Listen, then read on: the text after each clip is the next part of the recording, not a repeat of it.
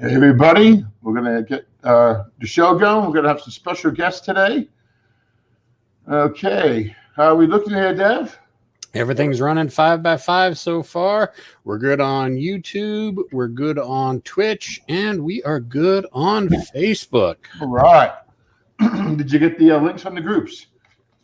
Did I get the what? The links into the groups. I'm working on that. I'm working on that right now. I think Nicholas isn't going to come on the end until you get this done right. I'll get to it as I'm on it as we speak. All right. We have a special show, and you want to know why it's special? Why is it special? Because we all are here. Yes. All right. We got all kinds of comments coming in, and no one's cursing us out, so that's good. Yet. Okay. We're going to talk a little bit about World at War 85. Nicholas, I see you in the back room there. You may want to lower your monitor, your video, your graphics a little bit, because there you go. Because all I was seeing was the top of your eyes. You look like one of those guys looking over the walls to shoot you. Okay. Before we go, what do we have to any announcements we have? I don't know. You're the one who called this meeting. That's not the answer. Okay, let me just mark that down on my pad. No. I'm sorry. Don't hold it against me. Okay, guys. Ron's here. I think he's going to have to get like the Fanboy of the Year award. Ron. How you doing, buddy? Okay, we're shared to where we need to be shared at. Okay, we're on Twitch, right? We're on. And Ron, what did Ron say? Ron said, I'm able to chat to you off of Twitch. Okay, well, Ron, you can use Facebook or YouTube. Yep. Just so you know. Okay, I don't know who this is, but hello. Oh, this is a test. Okay, well, we're testing you back. Okay, here we go. That's good. Marcus, how you doing, buddy? Okay, so what we're gonna, I guess we'll start with will be, I know everyone hates us talking about this all the time, World at War 85, and, you know, putting up with me and Devin and Keith and Nicholas, but we're gonna explain to you, I mean, you may have noticed some of the titles may have changed, or the order, so we're gonna go into that. Anything Keith says about it being out tomorrow is a lie. I'll start off with that one. Okay, but here we go. Let me get Nicholas and Keith in here. Hello. How you guys doing? Hey, gentlemen. Good.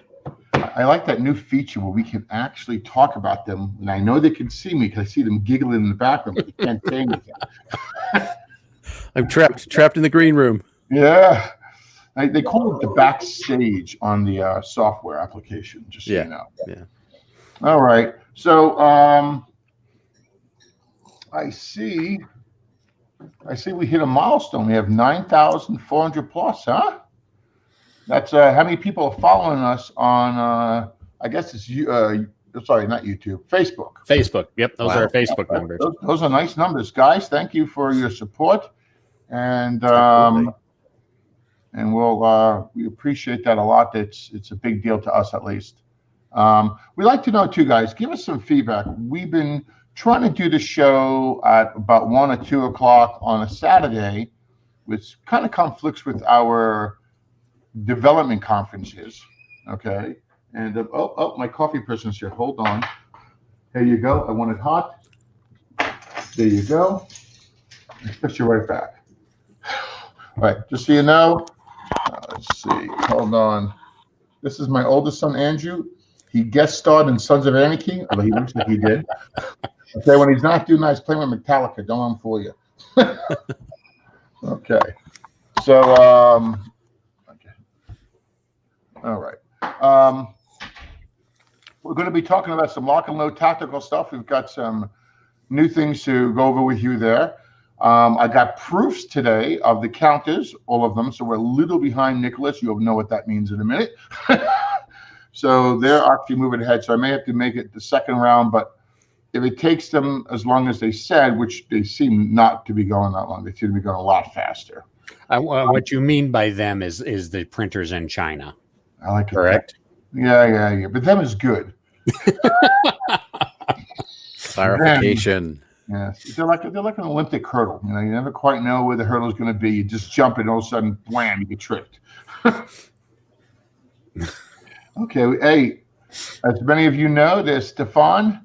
How you doing, buddy? This is on here. Buddy, I'm doing my part. You noticed. But I'm doing my part. Yeah, see, the guys who actually do the work and have the brain heat up are the ones without. See, I was told it's from all the pulling, but I'm just saying. Hey, Stefan or anybody else, you guys looking to pop on and say hi or jump into some of the conversations when we do Lock and Load? Stefan, just let me know on the private chat or text me or whatever, and I will send you guys a link. And if there's any guests, when I mean guests, it means our beloved, loving fans, okay? And you want to come on and just ask us the questions, all you really need is a video camera. Luckily, we don't rate you by looks, so no one has to be scared here. Look at the group. I mean, look at us. Okay, see, come on. One is a good number in our group. No. So if you want to come on and ask us some questions live, don't be shy, guys. It's you can all hop on and say something. You'll get put into what we call the back room or backstage, and actually, I just realized something. I can just post the link, and anyone who wants to hop on just hops on. Okay. You better have a bigger craft service table back there with more snacks. Yeah. Wait, you got snacks? Shh. I have no snacks. No snacks.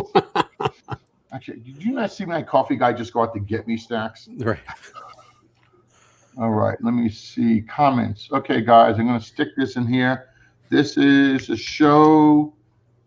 What should we call this link?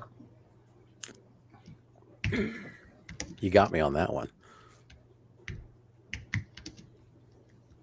Takes us a committee meeting to come up with a game title. Don't make us title this episode. Committee. We should be so lucky to get it done in one committee. All right. Let me just see who we got. Else we got here. Okay. I didn't want to miss anybody. The Rough Swordsman. By the way, I love that title, and I enjoyed your unboxings the other day. Hey, Rough Swordsman. I love your stuff. Thank you very much. Thank you very much. Yes. And keep up the good work. You're really hitting it well. Chet, how you doing there, buddy? Hope everything's good on your side of the world. I hope everyone's okay from the hurricane that seems to be bashing out there in Texas. Okay, Rich. What did I do wrong? Here we go. Richard, how you doing? A nice car, buddy. You need to come over and drive. You'd never get it back. You'd never get it back. Oh, you have no proof of that yet. Yet. You see? When it's parked in your garage for 3 weeks. Yeah, we're going to talk about those things shortly and some changes to Lock and Load. We're doing nothing drastic. No one has to pull out their knives yet. But we'll get on to that once we're done with the World at War 5. How you doing? Hey, Neil, how you doing, buddy? You should have talked to Devin by now. I don't know if you guys have had your chat yet.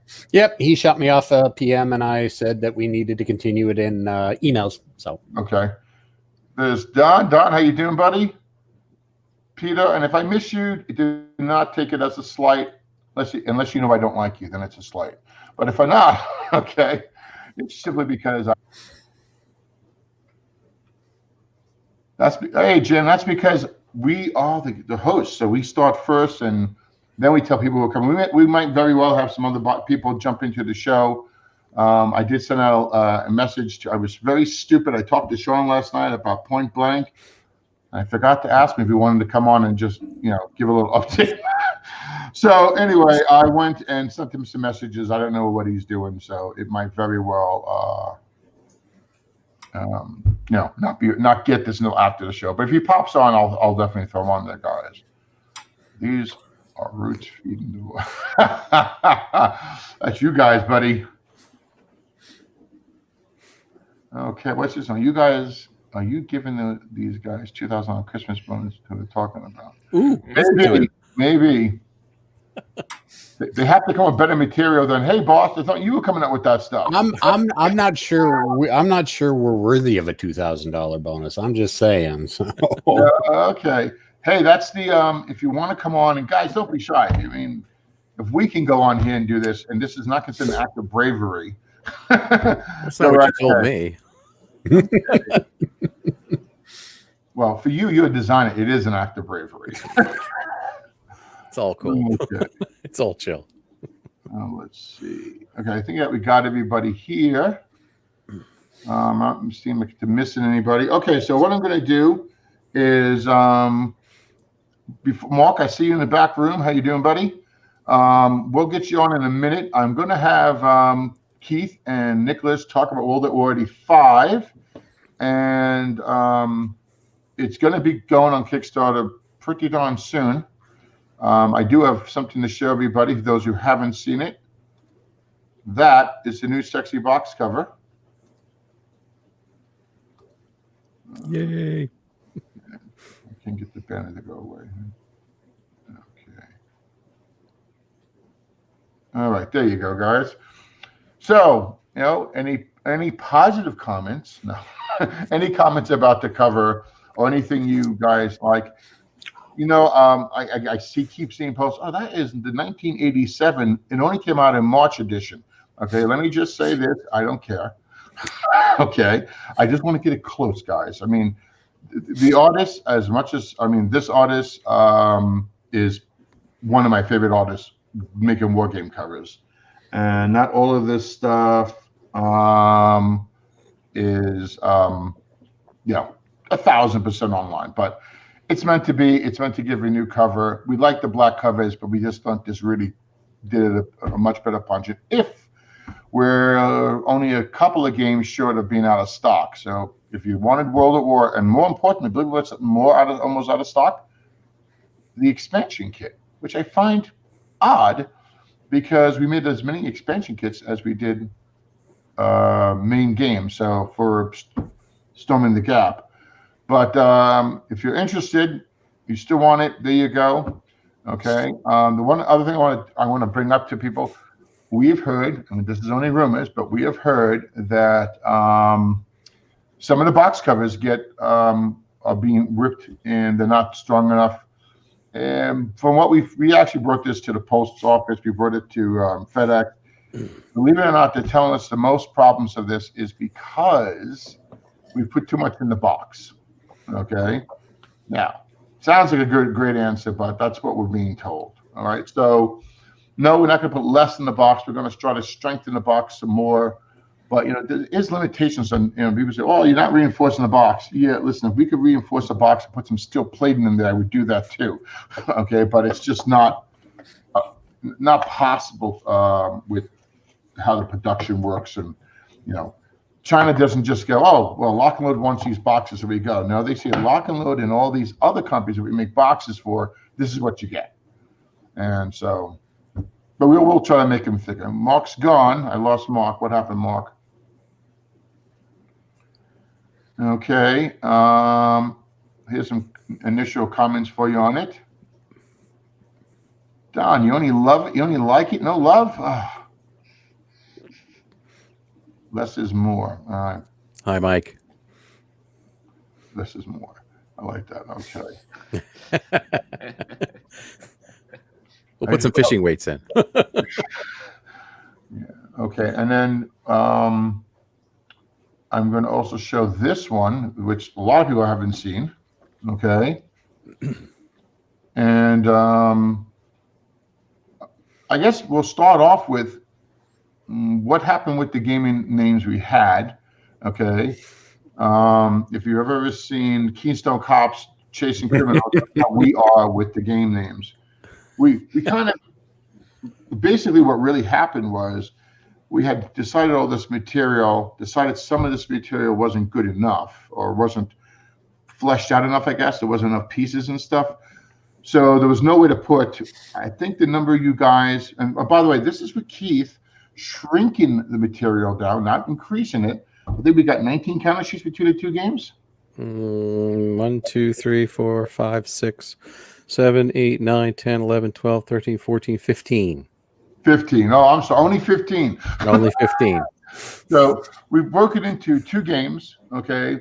The rough plan is we don't have a box cover for yet, but we will soon. Is Nicholas will be doing the 4th game with Keith, of course, but he's going to be the lead on it for Never Give In, which will be more or less the Soviets' attempted drive on, we'll say France, Paris. France. France, okay. What? You mean We're there's having no that discussion. chance we get to Paris? No, none? We'll get back to that. Okay.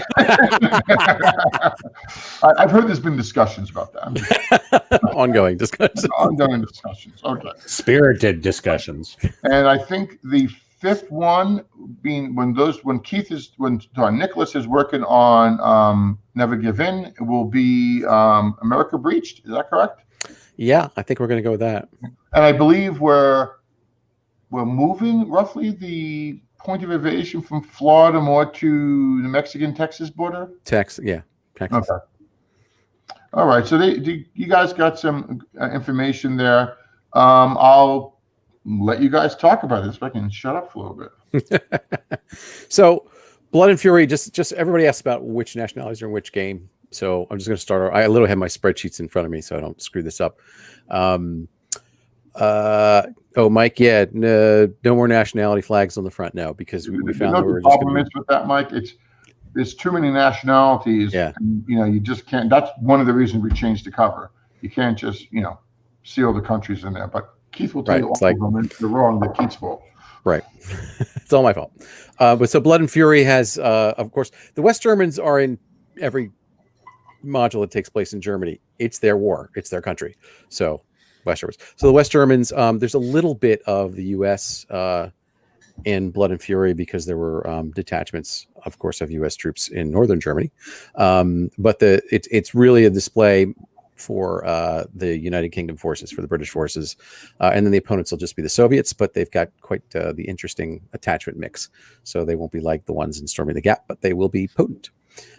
We Shall Hold came from we had a lot of material that we were looking at and we're like, well, where do we put it? And then it sort of all gelled that since we're doing more of the North German plain, where are the rest of the combatants on the North German plain? So we're adding in the Belgians, the Dutch, the Canadians, who are not in North Germany, the West Germans again, East Germans and the Soviets are the opponents here. So you'll have more East Germans. The Canadians are in there. It's not a North German plain game. It's just additional battles, some of which take place on the North German plain and some of which take place in southern Germany, where the 4th Canadian Mechanized Brigade was supporting U.S. and West German forces. We think it's going to be really interesting. We've gone through our usual equipment checklist. And I said I use the Military Balance 1985-86 for my base equipment choices. And as I said, because it is an alternate history game, I do reserve the right that anything that is listed in the book as on order is fair game to put in as a counter. Although we had one incident where Nicholas successfully argued against the Mistral because apparently, yes, it was on order, but it didn't show up for another 2 years. Yeah, it took 4 years between it was 4 years. So we're like, okay, all right. If a war broke out, would that not have sped up production? Maybe. What was that? The orders? Yeah, if a war broke out, wouldn't that would normally come out in 2 years actually come out in maybe a lot sooner. Yeah, my understanding was there were technical difficulties, and technical difficulties you can speed them up somewhat, but to go from 4 years to 6 months is different than going from 4 years to 2 years or whatever. And there are other compensations for the French that it wasn't absolutely necessary to have that one piece of equipment.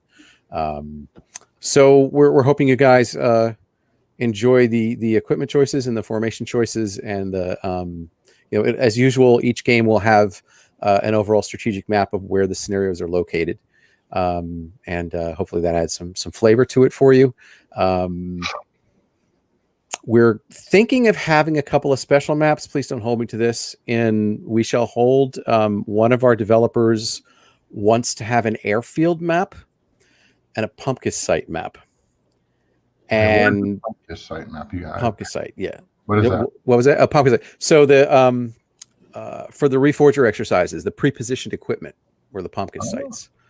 So, and of course, that would be one of the #1 Soviet targets, because anytime you take a pumpkin site, now you've got anywhere from battalion to brigade. I don't hold me to the brigade size, but a very large contingent of troops being flown in who don't have equipment, and they become infantry if they have rifles.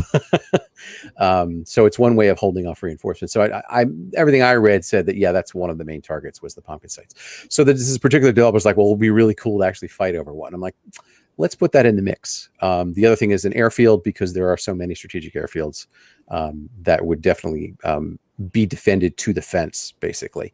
Those two would probably be, because we're not putting things on the backs of these maps in general. Those two would probably be on the back, because that's something that would be like a special turn that map over and then have the other geomorphic maps fit to it in a way, unless you guys have a better idea.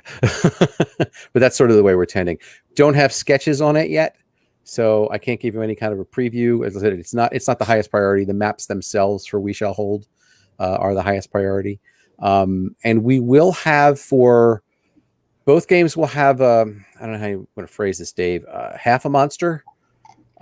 In Storming the Gap, of course, in the expansion kit, there's the Defense of Frankfurt, and is an 8-map pair of monster scenarios. Here, what we're going to do is make it a little more reasonable, since not a lot of people have 8 maps worth of space. But we're going to have, it's an 8-map map, but the top 4 maps are going to be the monster scenario for Blood and Fury, and the bottom 4 maps are going to be the monster scenario for We Shall Hold. There will be this is what may change. We want to make sure that you guys can play the monster scenario with what's in your box.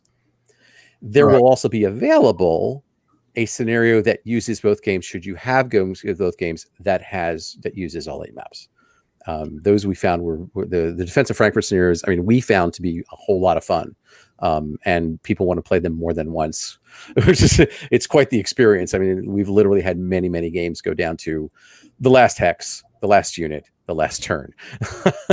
And when you're playing a 20-turn scenario, it's like, wow, it's we've had a good time. I hope you guys have too.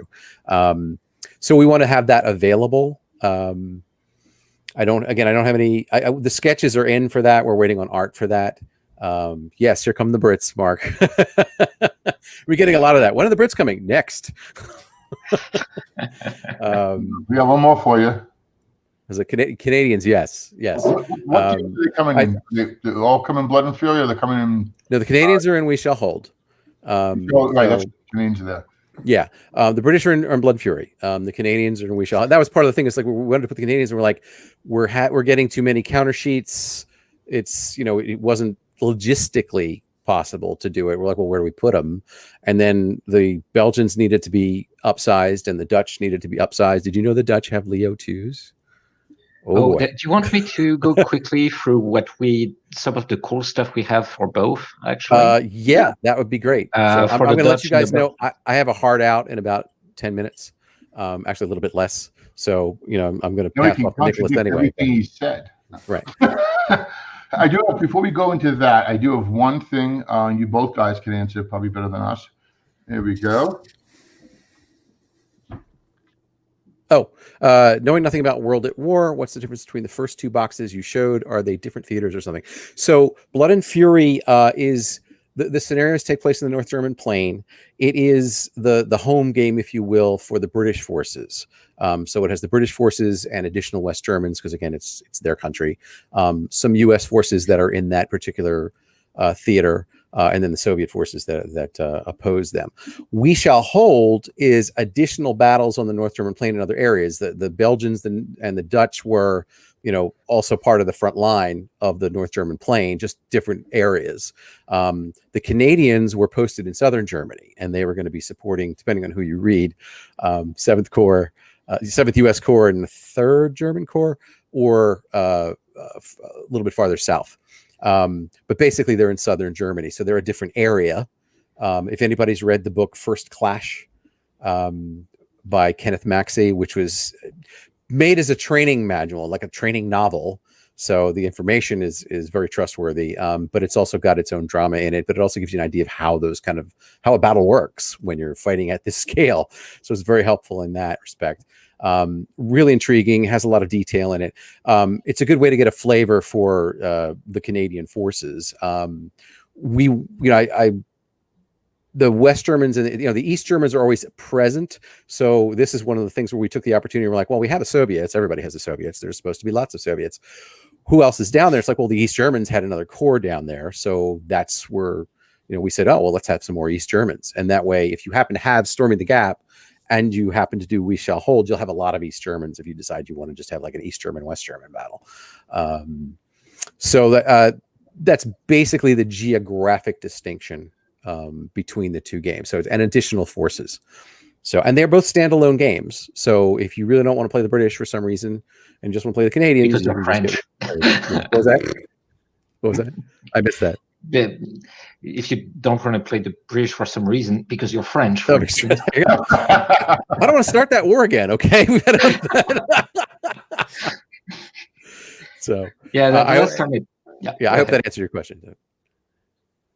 All right. Just so you guys know too, if you are, if Storming the Gap is the first volume, and we're not really saying that, in the series, okay? And we also have a series of paperbacks as well as Kindle books, and it's on Apple books and audiobooks that's the first story in the series by Brad Smith. He did a phenomenal job, in my opinion. I enjoyed it a lot. You'll find some of your fellow Wargamer buddies listed as people in there. We have a spot in our forums where you can literally put your name up there, and Keith or whoever the artist is takes those names and you become a character. Okay, and these are some additional books, they're not games. Edge of the Line is not out yet. Okay, it's due out sometime this year. But the Army of Two, Ghost Insurgency, they're all stories that take place in our universe, not necessarily our games. I know there's a Kevin Sharp's in the first book, if I'm not mistaken, and that was hilarious. He did. I think that was really well done by Brad. Okay. And just as a personal plug, I did the audiobook for First Strike and also for Storm and Steel, which is Second Wave. Yes. If that means anything, it doesn't. Don't even worry about it. Sales are dropping. Sales are dropping. Okay, let's see. Here comes the Brits. Oh, no problem there, Joel. We'll have more news on that later. Let me just see. Any more questions? Oh, you know what? Let me ask a question about the Kickstarter, guys. We have everything close enough together that we could do. The production will be done simultaneously. Okay, so these two games will go out the door at the same time to the printers. Okay, we are looking for printers in the US. I have to tell you, I'm very discouraged. Okay, I cannot find a printer that honestly has the respect just to call you back, regardless. They didn't even know what I'm calling about, and I can't get them. Now you can blame some of COVID-19, but let's face it, people have phones at home, okay, and they can say something. But we might still go to China. It's undecided, but we are thinking of either doing one Kickstarter and having you be able to select one game, the other, or both. Okay, I'm going to guess the average. These games are going to be in the retail wise. I'm going to say somewhere in the 120s and up. Okay, Kickstarter wise, I'm going to guess we're probably somewhere in the $90 range per game, give or take, maybe 85. We'll have to wait and see what the numbers come in. But we're wondering, would you prefer us to break them up and just do, let's just say 21 days, here's one Kickstarter for World at War, and the next 21 days, here's another one? Or do you think it'd be better to put them together? So guys, give us some comments on that, because otherwise we do things you don't like. Okay. And then you yell at us. Yes, like we're not actually listening. We've got to be the most proactive customer listening company that I can find on the doing this. Okay. No. There you go. ID Justice says to combine them. Well, realize if we combine them, right?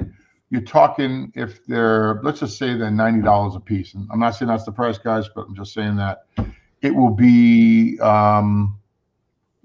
The weight is somewhat cheaper, so the shipping is slightly cheaper, but shipping is so out of control, I don't really see much of a difference. But you're talking like $160 to $180 then to buy 2 games. So, okay, Peter is saying,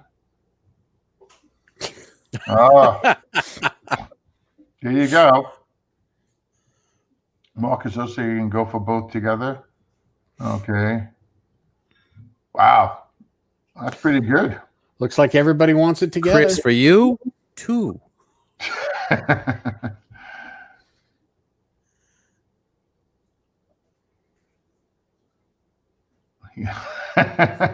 Okay, so I guess so far, people. I love that rough source. Sorry about that. We all know we all feel your credit card pain. Okay. Yeah, no, and I do know that that was our concern, but people had pushed me to put it together because, and we might very well let you buy one game or the other and combine. So if you can only afford one, your worst problem would be which one to pick, unless you're a Frenchman who don't want to play the British. Wow, are we going to get a lot of mileage of that?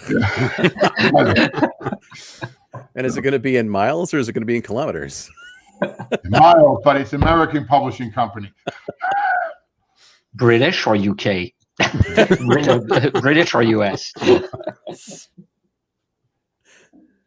All right. So, okay. So, Nicholas, you were going to talk. I'm going to keep these comments popping up. And of course, comment on them if you guys have input for them. Yep. So, the Dutch. Actually, the Dutch and Belgians have one thing in common. They're both, NATO troops with NATO command and control. They will be probably just a tiny bit below the West Germans and the Americans from a quality perspective, because a lot of sources have pointed that at least some of their units had either substandard morale or training, so they will be a tiny bit less, but still definitely better from a command and control perspective than pack troops. Now, for the Dutch, we were unbelievably fortunate to find an incredibly detailed orbit of Dutch forces in 1985, down to the type of tank in which squadron, of which battalion, in which month. So for that, actually getting the scenarios ready was pretty quick. And yes, they have Leo 2s, lots of them, like several hundreds of them. We were very surprised at the proportion going, okay. Yeah, it's and on top of that, they have some, they actually, what's very interesting about the Dutch is that they have US hardware like Dragons and Tows, and a very US approach to things. So lots of task forces, which they call Teamverbanden. So you actually see that in the scenarios, just the way we will structure the forces. Now, the Belgians don't have Leo 2s, they have Leo 1s, just like, almost every European nation that's sort of the basic battle tank. They have British equipment, scimitars and scorpions especially, and some, modified M113s, and of course the ubiquitous Milan tank missile. Where we're going to have fun with the Belgians is that they had something they called the Paracommando Regiment, with half of which paratroopers and the other half commandos. And as luck would have it, the way the place where they're deployed is extremely difficult terrain. And so we're going to get, they're going to get up close and personal. So that should be fun. And of course, in keeping with the New World at War 85, we're going to give you combined arms whether you want it or not. We are going to have engineers, lots of them, and lots, some of them, and they're going to be able to only have so many counter slots, some of them. Yeah, I know. But they will be able to do things. We're actually working with Keith and Jeff on some interesting engineering rules. So engineering is a pretty important part of warfare. And because of the time scale of the game, we can actually get our engineers to do things in a way that's not absurd. Because a full game will last several hours, so you can actually build a bridge, possibly even, put obstacles and things like that. So this is one of the things that we're working on in the background. So that's it for our friends from the Low Countries. There we go. How Guys, many, I'm going to take this opportunity to. I have a heart out. I have a birthday party to attend, but I want to thank you all for your support of World War 85, and hope you've been enjoying it. And also hope you guys have been enjoying Lock and Load Tactical, because my buddy Dev up there is doing a bang up job as far as I'm concerned. And of course, Dave. And thank you, Nicholas, for being here as representative. And I will catch all you guys later. So thank you again. All right. Thank you, David. Talk to you later. Buddy. Have a good time. Thanks. Bye. Okay, So, now let's talk about all the things that you want to add to the game that we can commit Keith to. How many command cards are we looking at for the Dutch and the Belgians? Are they going with 2 command cards like the US, or are they getting 1 command card for activation? They're going to be mostly 2. For some units that are a little bit, that are a little bit second line or a little bit more banged up, I was thinking of 1 card and then designated formation cards, which is good because it's a good way to represent troops that are intermediate. And again, even that will make them significantly better than most Warsaw Pact troops, where you only get designated formation cards for the very best, first line Soviet troops. So yeah, but the Dutch will have their first line formations. They're every bit as good as everybody else's. So. Okay. Map for the west around the place called Waterloo. I see.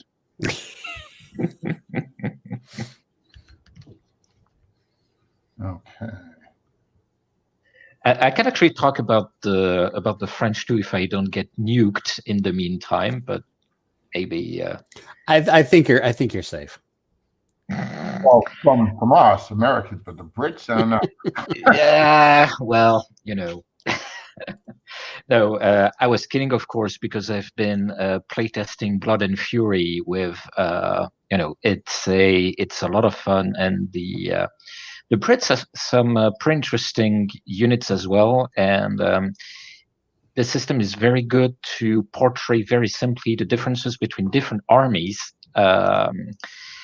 and doing it in a way that makes sense and that keeps it fun. Now, the French are going to be something completely different. I just need to get a couple of things out of the way first. First of all, France was part of NATO, i.e., you will not find some Mark Walker-ish the French go neutral or start shooting at Americans. No, none of that. What the French were not part of was the integrated command, but some of the stuff that has come out in recent years is that, in fact, the French were a lot more closely integrated with NATO than people knew.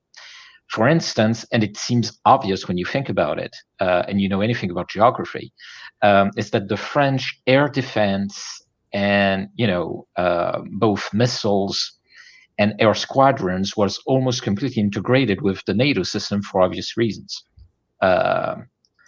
Yeah, no, I like them too. Designated formation cards. That's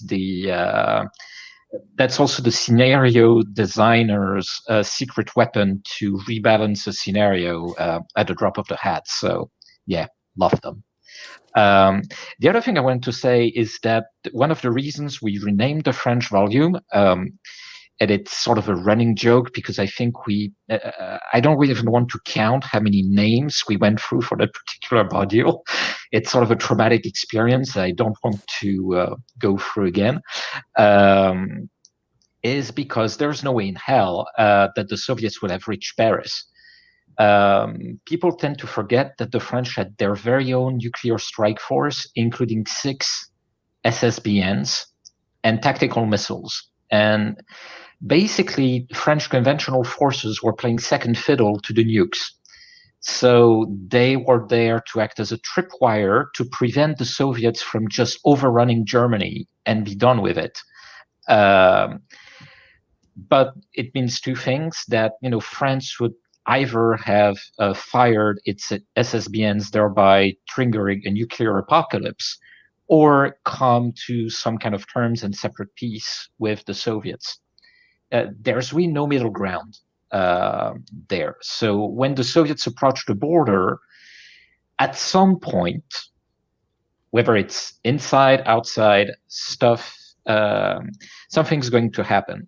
This has actually interesting consequences for the French forces, because the French army was actually built on the cheap in a variety of ways. Because France was, at the time, had about 50 million inhabitants, so it's slightly larger than California. And we maintained like a full fleet with 2 smaller craft carriers, all of that nuclear stuff, insanely expensive. And so we saved left and right. Now, what you're going to see in the game are, first of all, the 3 main French corps of the French army, the 2nd Corps, which was deployed in Germany, the 1st Corps, which was basically second line troops that was supposed to fill the gap behind the 2nd Corps as it was moving to meet the Soviets, and then the 3rd Corps, which was supposed to support Norfolk, because the people were aware that the northern German plain was where stuff could happen, and so we had some troops that were earmarked to move into Belgium and the Netherlands. Those were based around Lille. And then you're going to see something else, which is the FAR, Force d'Action Rapide, Rapid Action Force, which is basically 50,000 elite troops, with every elite troop in the French army in that ad hoc corps. So you have the paratroop division, which was extremely large, like 15,000 men. Then you had the 2 light armored / infantry divisions, the 6 light armored divisions, and the 9th Marine Infantry Division, which is not really Marines, but former colonial infantry, equipped with a very French vehicle, which is a wheeled tank with a 105 millimeter gun, and a infantry and APC. So this will be fun. And a full air mobile division, because the French believed in the concentrated use of helicopters, both to move troops around and to act as anti-tank platforms. So going back to the equipment, the French have one interesting quote-unquote thing, is that they don't have a true MBT. The MX-30 had the same paper-thin armor as the T-55, basically, because it was designed at a time where it was thought that missiles would not be defeated by armor, and so the protection had to come from speed, a very low profile, and carrying enough firepower to shoot the hell out of anything that wants to shoot at you. So the MX-30 was built that way, and so it has a 105 millimeter gun. The B2 actually fires APFSDS. The other one could only fire heat, and a coaxial 20 millimeter cannon, which was meant to be used against infantry, light armor, and helicopters. Because one of the things you'll see about the French is that, we were doing this on the cheap. So what are the 2 main threats? On the other side, tanks and helicopters. So for the tanks, you put a gun that's as big as possible on anything that can move, basically. So you have lots of armored cars, which were also good because they're very easy to maintain. And if you want to intervene in Africa, which the French did all the time, notably against the Libyans, they're very easy to move around. And then missiles, lots of missiles, Milans everywhere. So your average French infantry company will have basically at least 2 Milan firing units. and the other threat was helicopters. And so the French basically put 20 millimeter cannons everywhere they could. So the transports, the MX-10Ps, had a 20 millimeter gun, just like the mortar, but it could shoot upwards. Same thing for the MX-30. And then for the regular infantry company, if every infantry company had two 20 millimeter AA guns, which is, I mean, all of that stuff is stuff that I found out using some pretty new resources compiled by French people, because the Even James is completely off regarding the equipment. They even have the number of tanks per armored division wrong. It wasn't 120. It was 191. And so I think you should find this pretty interesting. So Blood and Fury for the Brits, you're going to have Challengers, Chieftains.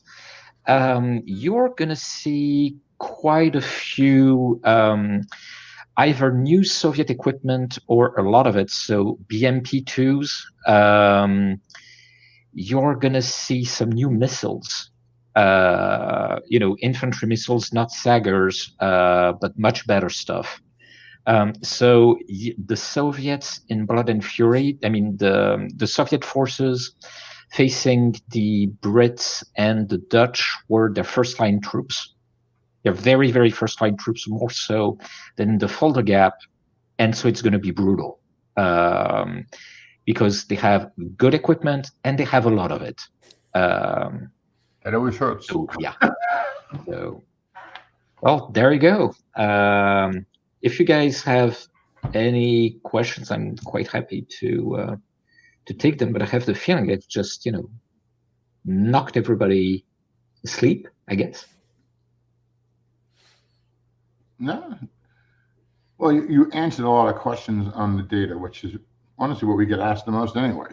What about Mark's question here? Did you get to see that one there?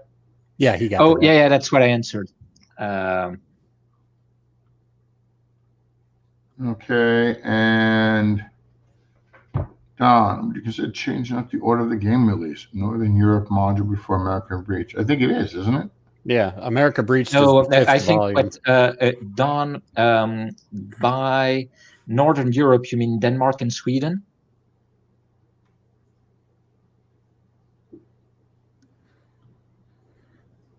I'll have to wait to see what Don says.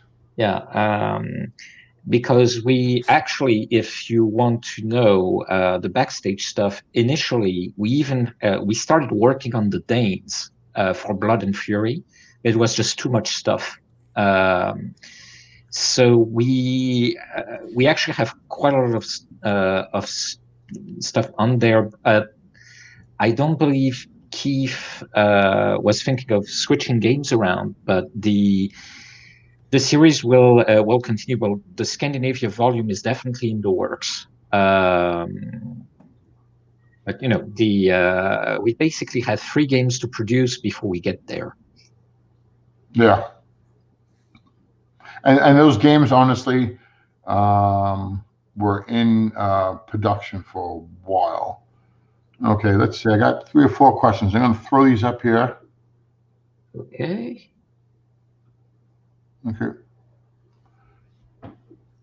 Yeah, the order that there are on the website is not correct. Well, now they're not correct. There's also a new store coming. Okay, it's an update to the one we have, so it's not going to be drastically different or anything. And that'll be fixed for that. So volume 1 is Storming the Gap is currently available. It's only a few copies left, so if you didn't get it and you want it, now it's time to do it. Then will be Blood and Fury, which has always been the 2nd volume. Okay, the 3rd volume will now be We Shall Hold. The 4th volume will be Never Give In. And the 5th volume will be American Breach. That is the current order, which if you've been following us at all, you know that can change by the next show. Okay. And really what happens is we've had so much data for volume 2 and 3, Blood and Fury and We Shall Hold, that originally was trying to be Blood and Fury. And there was just no way, unless they put them in steel cases, that those things were going to survive. So we broke them up because it was just too much material, and I don't want to sell a $250 game. It just doesn't make sense to us. Okay, what do we have here? That's all on you, buddy. You're the only World at War representative now. Well, to be perfectly honest, I would absolutely love to do it, but I do know that there's a lot of demand on the US side for that particular volume, which I thought was always a little bit of a stretch, right, from a story perspective. Even just thinking about the logistics of it. But there will be a Scandinavian volume, and I will be more than happy to help with that. As I said, we have a lot of stuff ready on Denmark, even counters. But the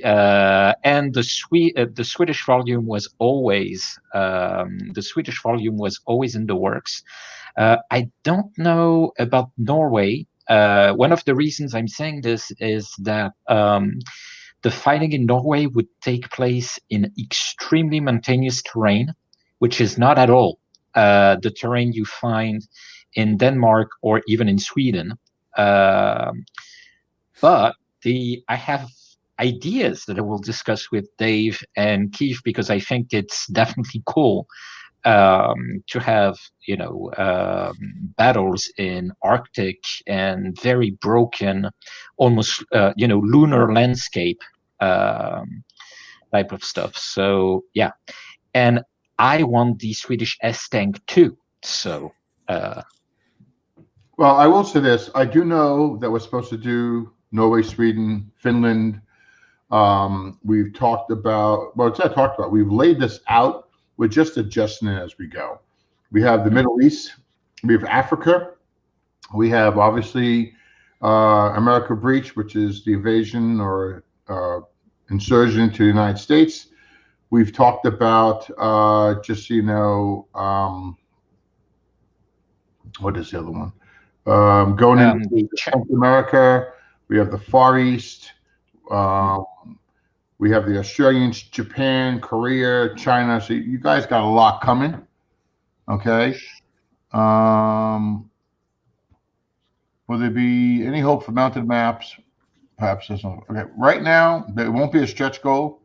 And I doubt it'll be. Hold on.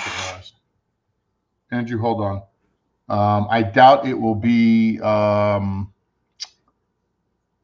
something we do outside of a separate order. Right now, we're not doing mounted maps. It just makes the cost too much weight-wise, and especially with all the stuff in the game. A mounted map, for the amount of maps that we're given usually, dear God, I mean, you'll need a box just for the maps. Okay. Here's another one for you. I'll be right back, gentlemen. Yeah, well, we are, there's absolutely no limit. One of the things I love with working with Lock and Load is that you can go to all kinds of places, and if you have any stuff like a signpost in Northern Italy, we're due to play on Tuesday, Nuno, and we'll talk. That's all I can say. Okay, come on, fellas. Oh, let me go. I'm on the air.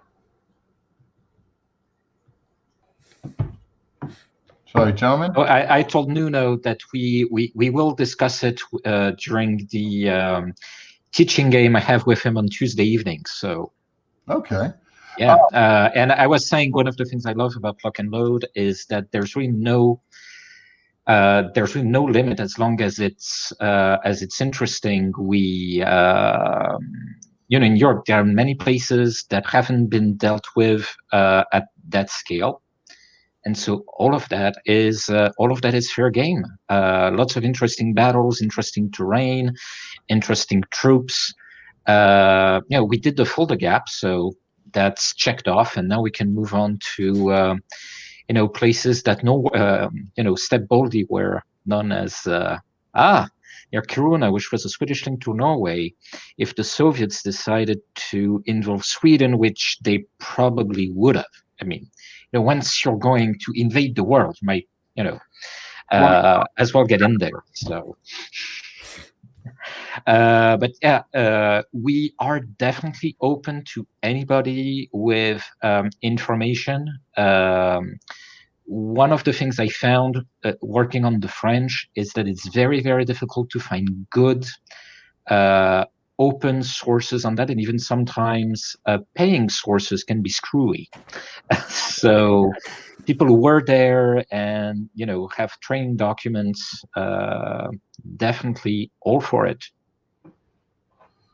All right. Here's one. Would there be an option to buy books, play them at slightly reduced price through the Kickstarter page? Simple answer is no. I don't think we're going to. Here's what we're trying to do with the next Kickstarter.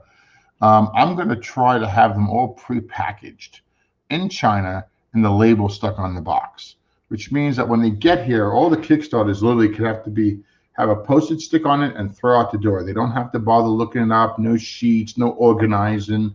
I mean, it took almost a month for the warehouse people to get everything broken down, put it in the proper spots, then to take them all apart, put them in boxes. So I got a Kickstarter pack game. I think it's called Suburbia. Okay, don't judge me. Okay, but it was what I liked about it was it came in a box. The box was very well reinforced. It was as heavy as anything I've shipped, just so you know, Lachlan has shipped, but everything is in the box. So if I turn around and say, well, you can get a book and you can get a mat and this one can get this, each one has to be individually wrapped. If you guys are getting 2 complete games, whatever stretch goals we have are there, okay, are in the box, okay? Then all the people have to do in China and all the people have to do here is all the games get put in a box, they put the sticker on it, they pile it off to the side. It'll cost me a little bit more to ship from China or from the States to the warehouse, but the ship time and to get it off my hands time is reduced by probably months, in all fairness. Okay, so that is the plan. So yes, you can buy this stuff. I'm not going to do coffee mugs again unless, I mean, I'm going to be honest with you guys, the t-shirts, the coffee mugs, all that stuff did not, sell enough to make it. I don't know if we have any left in the warehouse, but I know it wasn't tons. And it became a little bit of a distraction. It's one thing to make some mugs and take them to the trade shows, or maybe make some mugs and sell them afterwards. But shipping that stuff, the irregular sizes, the mat rolls up, and if you don't want to crush and crinkle the mat, that's a problem. If you want the coffee mug, again, I need a force field device to protect the coffee mug so the handle doesn't get broken off. It's stuff like that. So with that being said, I don't see us doing that. What do you say? I didn't get any trays in Suburbia. At least I don't remember getting trays. I could be wrong. But the box that came in, I was more excited about the box that came in, honestly, than the game. Because I just turned around and said, this is a great way to kind of speed up and handle the game going forward. All right, let's see. So I don't expect, if we do have any of that type of stuff, it will be more on the on the store, something like that. It won't come with the Kickstarter. The biggest thing we walked away with the Kickstarter was we offered a lot of stuff. The stuff that went in the box wasn't too difficult. The stuff that went that doesn't go in the box, t-shirts, books, mugs, and all that was difficult. Now we offer the book as a PDF download only. Again, even that was difficult because people didn't pay attention. They didn't see the link expired. The main thing are the games. We want the games to get in your hand as fast as possible. So on average, this takes 6 to 8 weeks for but when it actually ships from China, barring trade wars and other crap that you can't anticipate, once it gets to us, okay, how long does it take us to do it? It took us, like I said, at least a month, and that not counting going to England by ship. So what we're going to do is ship everything here, and then we're going to break it up again for the UK, okay, or for Europe. Second Chance Games, I think, has done not a good job, but a fantastic job. Okay, there are other European distributors, but they are willing to do the Kickstarters. So again, we pre-label them. I just put a pallet together. Second Chance Games buys their allotment of games that they normally want from us. We put them together to save money, and we literally DHL air it over to England. Okay, the shipping fiasco, it got lost not once, not twice, but 3 times, gentlemen. And you know, I'm not on the wheelhouse of that ship, so I can't control it, but it was very frustrating. It went to Poland, Denmark, and Germany, I think, or went to Denmark, Germany, and then finally got to England. Then it took time to get off of England. It's just crazy. Where at least if I have it all, I know where it is. I can give you guys real instructions. I mean, it's kind of an embarrassment, and I appreciate 99.9% of you were very accommodating, but it's kind of really sad that I can't tell you, nor can the shipping company tell me where the container went.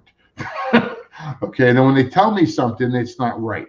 Even the links to the ships going to England were not the right ships, which is why the container didn't show up at the right spot. So anyway, that's my bitch. Sorry, guys. But well, to be fair, we had the same problem with the container coming to the States. We had 3 different names, and it took us, 2 or 3 weeks to finally track it down. It's like, all right, now here it is crossing the Pacific, because there was 3 or 4 ships of the same name, and they couldn't just identify exactly which one it was. Yeah, it's one thing if it's on a boat, okay, and it's going to wherever it's going to the States, but what we think we're going to do this time is just get it to the West Coast, throw it on the truck, and drive it to us, or train it to us into Denver, and drive from Denver to us. It just makes more sense. So hopefully that clears up. Yeah, thanks, Kev. Always supportive. That's okay. We'll just make sure he gets his game last. That's how I do that.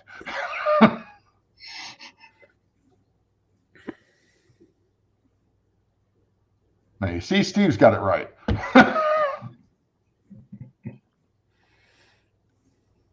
Okay, John, what about the mug?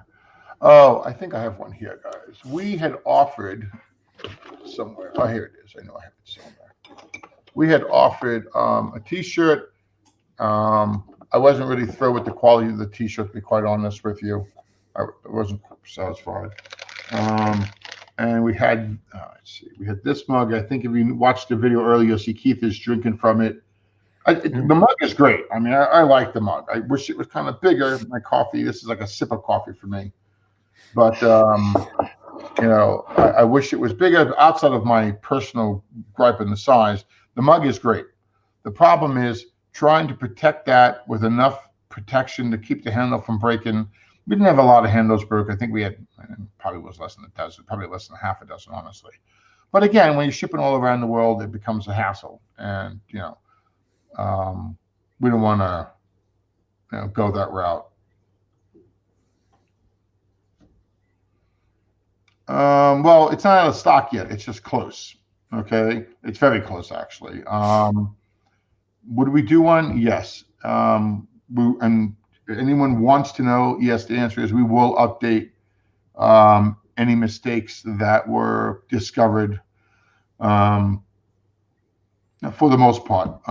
But right now we don't have a date to do that. If we're not sold out, I don't see a reason why, to worry about it at this point.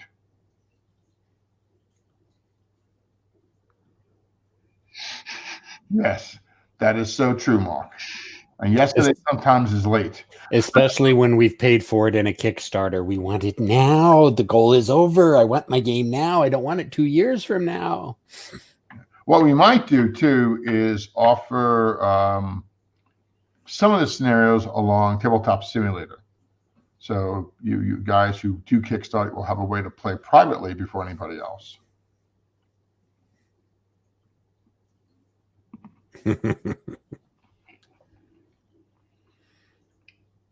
I guess that's a David question, huh? That's a David question. I could get into it a little bit on the book that or the rule book that you and I were going over, but I think you're more qualified to answer that than any of us. Let me give you some prices on a rule book, and these are real prices. I'm not making these prices up. In order for us, the difference of doing 25 pages in a book. I won't say about book at the moment, but 25 pages in a book. So let's say 150 to 175. The difference is $2 and I think it was 60 cents, right, Devin? Right around there, $2.60, $2.65. For us to do the entire book difference in China, okay, now this is the whole book, was $1.93 was, let's say, the 150. It's $2 and I think it was 3 cents. Somewhere just touch over $2 for the extra pages. Now you got to throw in the shipping and some difference, but yeah, I mean, you know, Lock and Load we're not a bunch of geniuses here. Everyone prints in China. Why? Because it's that much cheaper, even with the shipping. The problem is the delay. I am actively looking for a printer that can just give me a decent price. Yes, will I transfer that expense onto the game? Yes, you guys would pay more if I printed it here. But if I could find someone who can do the orders and make it just reasonable, I don't want to make it, I know it's never going to be the China price. I would pay to have it done here just for the control. Just where I can call up and talk to someone, just where I can call. I mean, I have to say the printer we're using now, I have a wonderful lady I talk to. Her name is Amy. Speaks English much better than my Chinese, let me tell you. And but she really is on top of things. So I'm not as concerned with the language barrier, but you know, I wrote an email. It took 2 days. I was starting to get nervous, and it was just because it was Chinese holiday. I'm not up on my Chinese holiday either, so I didn't know that. But yeah, so if anyone knows a printer, drop us a message. Let us know, because I will entertain any reasonable offers. And I really, not anything against China, I really don't want to print in China if I can get away with it. So, all right, guys. What else we have here?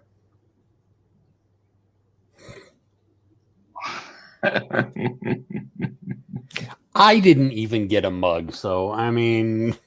Did you ask for a mug? I did not. Okay, then you got what you wanted. Exactly. I got exactly what I asked for. I used to tell my kids, don't ask, you don't get, and I don't care. Okay. What's this one? Ooh. Yeah, as long barrel aged beer. As long as it's not an IPA. There's too many IPAs out there. If we're gonna do barrel aged Lock and Load tactical beer, make it a Hefeweizen, please. No more IPAs. Please, we should make it Lock and Load wine. Nobody drinks wine in America. Now, mead, maybe I could get behind some Lock and Load mead. Oh, there we go. Kevin's on board with that one. Yeah. Okay, what's this one? Yeah, I mean, you know, the biggest problem I've talked to actually quite a few major game publishers about, you know, how crazy I am to be putting the games on Tabletop Simulator. And let me make this clear, because I actually think I have one, guys. Hold on.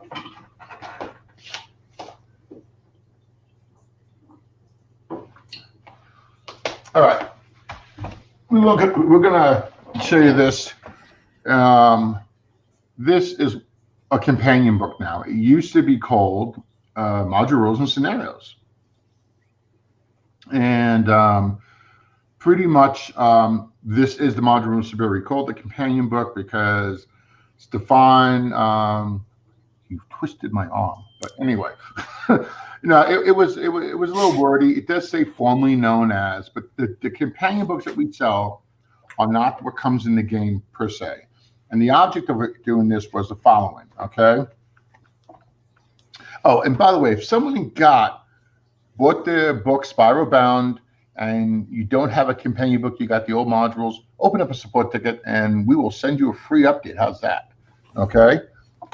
Don't tell Darren I told you that. Well, he's going to know because he's going to read the support tickets. Yeah, but but it'll be too late then. Oh, okay, okay. Okay. So anyway, guys, if you got the same old module rules, okay, nothing's changed yet. Stefan did go through each of this with Blackwell and make sure that we updated any errors, mistakes, corrections. So you got that. The other benefit is it has all the scenarios in it. Okay.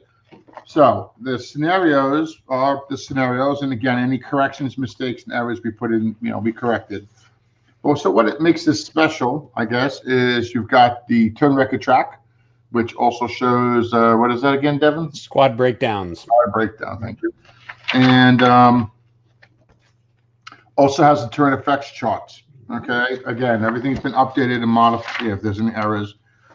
We also put the new 5-1 charts and tables in here, so it's in the book, and I won't go through all the charts and tables, but they're all here, okay, including the new fire artillery alternative fire missions. All right, hold on, past all this stuff. We put in there, just so you see, all the reference cards, which any mistakes, corrections, and mistakes, or errors, should I say, Stefan beat us severely, and we're updated, okay? We also put in there the unit point costs, which can be used with the battle generator, okay? Now, the reason we did all this, okay, is many gamers have talked to me over the years, and this is going all the way back when I worked at Matrix.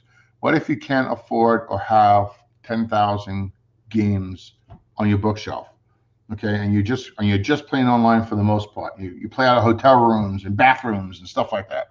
Well, basically the rules have always been free for us. Okay, and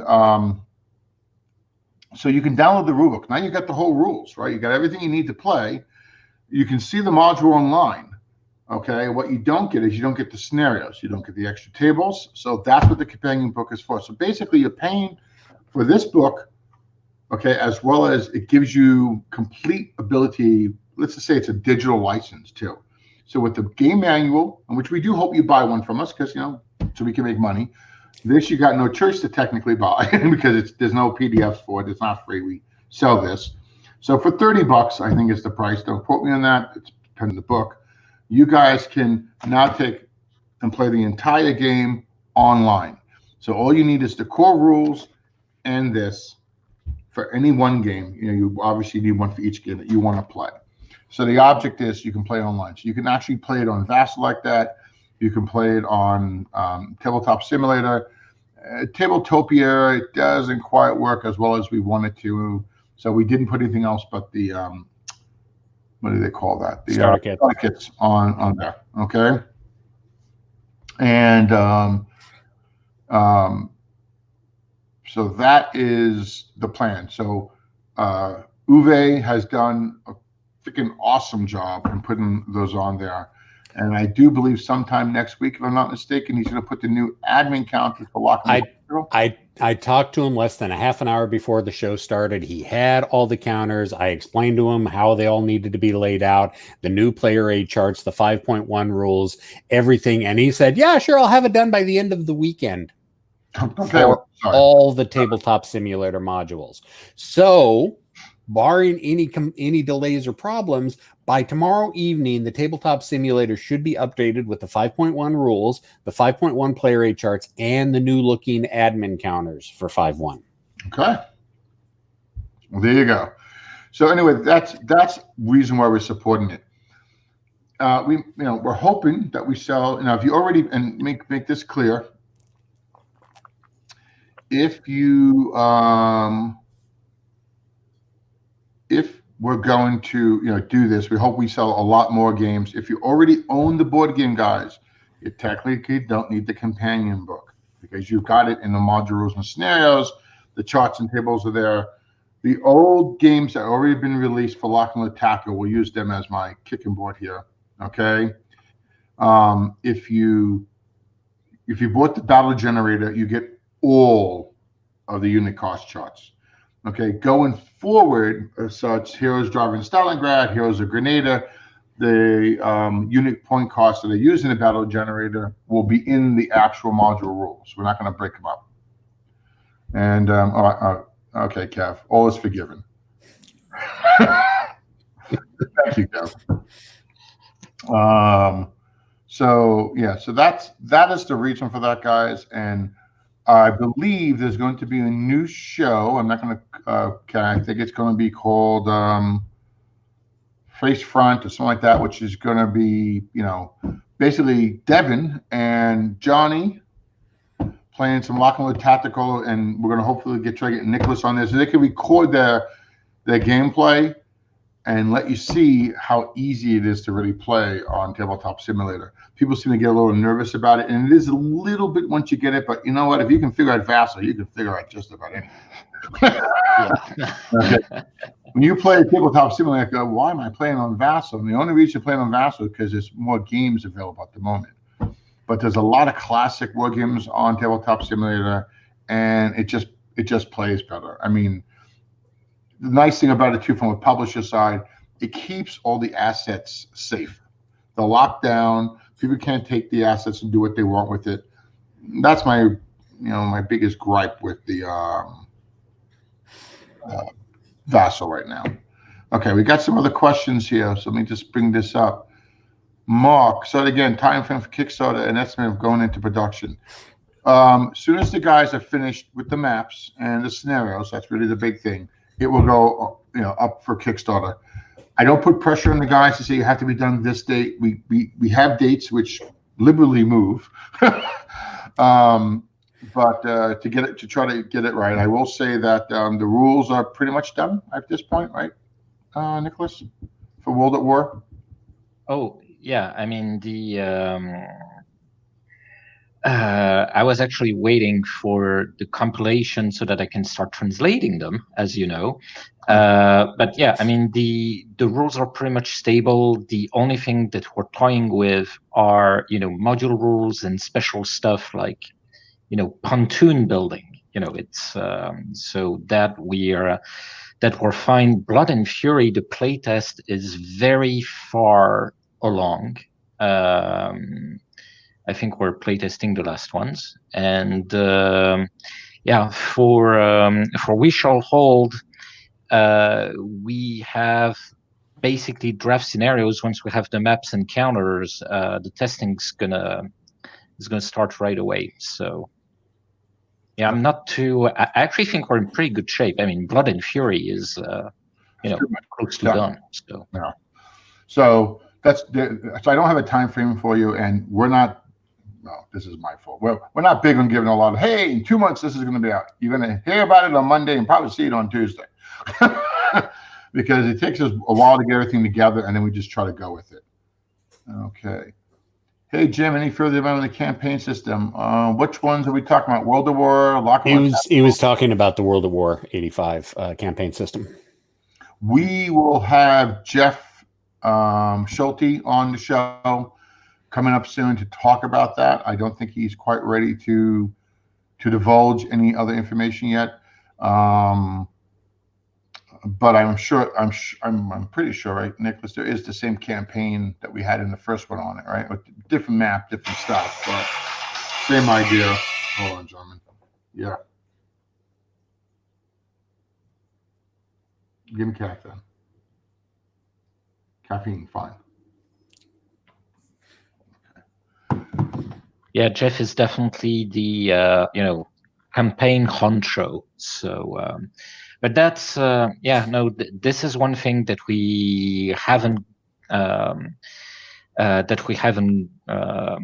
devoted a lot of time to recently. But I do know that Jeff has a lot of things that he sort of does on his own, and all of a sudden, something emerges from the laboratory. So, there will be something soon. Yeah. Okay. Custer 61. Any naval air games under consideration? Do we have any naval air games under consideration? I don't think so. No, not really. Someone I think kind of misunderstood what we said. We had said, we didn't want to focus on a standalone game. Okay. I prefer games that we can put into a series because we can also give you a computer game of it. I mean, you guys know we're working actively on World of Warcraft 5 computer game. The programming team that does that will not make you guys do not buy. The sales are not there for a computer team to make Lock and Load Tactical, World at War, if it's just a 1, possibly 2 game series. Okay? Because it takes so long and so much money. But when you can do something like Lock and Load Tactical, where you can break it down into DLCs and keep updating the game, you get 2 things. One, you constantly get a programming team who's constantly making new content. Yay for the programming team, yay for the customer. But you also get them working on the engine all the time, because he keeps updating as you go through. So, you guys, this is why we're doing it. So, I mean, will you see a computer version, let's just say trial of strength? I really doubt it. Okay. And if you do, it's going to be a $90 computer game, because once you buy it, you're done. Okay. And that's that. So you have to make it up in dollars over volume. So when I said I did not want to do non-series games, I want to focus more on that, because I think you'll get better games. Okay. You get better rules. I mean, look at the Lock and Load Tactical 5.1 rules. I mean, you may not agree with all the rules, but it's clean, it's precise, and we just keep refining it. So that's the answer there. So I don't have one now, but if someone brings me one that I think is something we can use, or something we can play, make multiple games, or just is really incredible game, we'll publish it. I mean, we're always looking for new designs. I just don't want to do, Invasion of the Arctic North, and it's, the campaign for Antarctica. I just don't see where that's going to go, So, and that's one of the reasons we did, by the way, the Battles on Demand games. Like Wake Island, I can't see that being a massive seller, but I'm very interested in the battle. I always have been. So it gives us the place to put smaller games and excellent games. Not that they're bad games. It's just that you have to know your limitations. I can't go print 3,000 copies, 5,000 copies of Wake Island like I would a World at War 85 game. Okay. Ron, what do you want here? Companion books available for the Lock and Load Garage right now, or are they works in are they in the works? Okay. I do know that Heroes of the Pacific and Heroes of the Falklands are done. They're already up for sale. They may not say companion book, but that's just because I haven't updated the store. Okay, but they are what they are there. The other ones are Heroes in Defiance, Heroes Against the Red Star, and there's something else. What was the next one? Heroes of the Nam. Heroes of the Nam. Those are done and will probably be up on the store by Monday morning. Okay, and printed. And what are the last ones that aren't done? Heroes of Normandy. Day of Heroes. There's one more missing, right? Heroes of the Motherland. Heroes of the Motherland. Those 3 games, honestly, should be done between Monday and Tuesday, and then they'll all be up.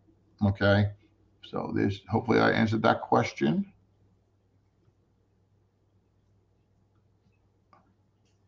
Any news in Nations at War?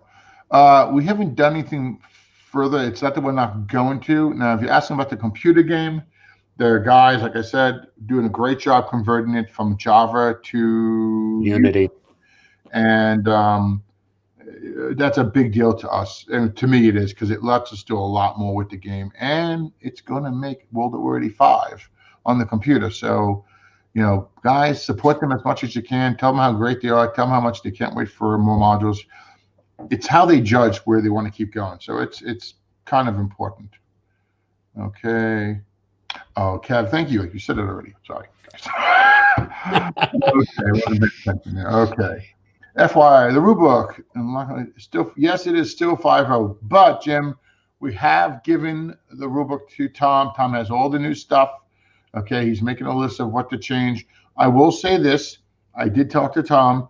The hull down rule for armor, the fire rule, and the new artillery will be optional rules that you can click on or off. So if you don't like them, don't want to use them, you can just not play with them. The rule that you can fire from tanks will be removed. Okay, it just doesn't work well, and we don't like it. And ordnance fire support weapons being fired from inside buildings will be a core rule in the digital. That's Yeah, but it's already in the game now, though. yeah. Okay. All right. Title change. What's this? That's for the show that Johnny and I are going to be doing, or I and whoever's going to be playing me. I think we're probably going to have a rotating band of merry gamers traipsing through and punching me in the teeth. All right. What's this one? Oh, an LnLT question. Have you considered selling Hawkeye version of 5.1 rules only narrative stuff? All right. We're gonna move from World at War into World and Lock and Load Tactical. Okay. First thing we're gonna do, guys, is let me just see. Maybe I won't tell you right away. Give me a second. Okay. Well, we're gonna start with something new. How's that? The counters are already got proofs from the printer. We're gonna try to slide this in. We may get it. We may not. Nicholas, believe it or not, is going to be one of the major people behind this with Devin and myself. And these are going to be counters, as you see here, for, I don't have a name yet, but it's going to be an expansion. It will not be a standalone game. Nicholas, am I correct there? It can, it's whatever you want, boss. We can make this a game. We can make this an expansion. No, it has to be an expansion because the Japanese troops are in Heroes of the Pacific. Correct. And so, yes, welcome to 800 Heroes and the Chinese Nationalists. So the guy that you see in the top left corner, Lieutenant Colonel Xie, is actually a real person. This is a bit my, one of my pet projects. I like dealing with nationalities who get shortchanged by games like ASL. So that's why you saw me working on the Italian in Heroes of North Africa. I've always been slightly pissed off at the fact that, the French had, -1 just for being French, and the Italians and the Chinese had it even worse. I was like, well, why don't we do something? And it's sort of, something crazy with David Julian. I said, well, David, would you like to make counters? And I was like, yeah, that's fun. Let's do it. And so we have started work on this, and you're going to have Japanese and Chinese nationalists with all kinds of cool stuff. Probably certainly a historical map of that famous Shanghai Xihang warehouse, where the famous 800 heroes, which were in fact 400 and change, managed to hold off a full Japanese division for something like 3 days, in full view of the Westerners in the concession area. And of course, we are going to move elsewhere to other places in China, and it's going to be, again, someplace that Lock and Load hasn't been to before. And this is something that, a war, part of the war that actually was the real beginning of World War II, and where I don't believe other publishers have necessarily given the Chinese their due. So stay tuned. Now, I don't believe there's going to be any Chinese communists in this module. Doesn't mean it will be the only module in China. It's there to see. Really, Nicholas sold me on the uniqueness of it. And you guys have to show us the dollar value of it. Is it worth the time for us to do it? It really comes down to it. It is going to be an expansion because it doesn't require Heroes of the Pacific. There will be maps. There will be counters. So you guys can, play the battles out. We'll have more details. We don't even have a name yet. I do have one more thing to show on this, Nicholas. Here we go. Yep. And it will be a full counter sheet. I know this shows you not a full counter sheet, so you may get a couple extra of the same tanks or weapons team that are there, but it will be a full blown counter sheet. It will, for standard Lock and Load tactical counter sheet. Yeah, and you will get new vehicles, new vehicles as well. The Chinese nationalists actually had a weird mix of Italian and German tankettes, some Vickers tanks, some Soviet tanks. So it's a bit of it's a bit of a mixed bag. But yeah, it's going to be interesting, and the terrain will be interesting as well. Yeah, there'll be terrain you've already gotten already. Yeah. I'm sorry, I didn't mean to cut you off, Nicholas. What else were you saying? No, that's I was done. Okay, let me see it. Okay, so anyway, that's the Chinese model we were talking about. Here is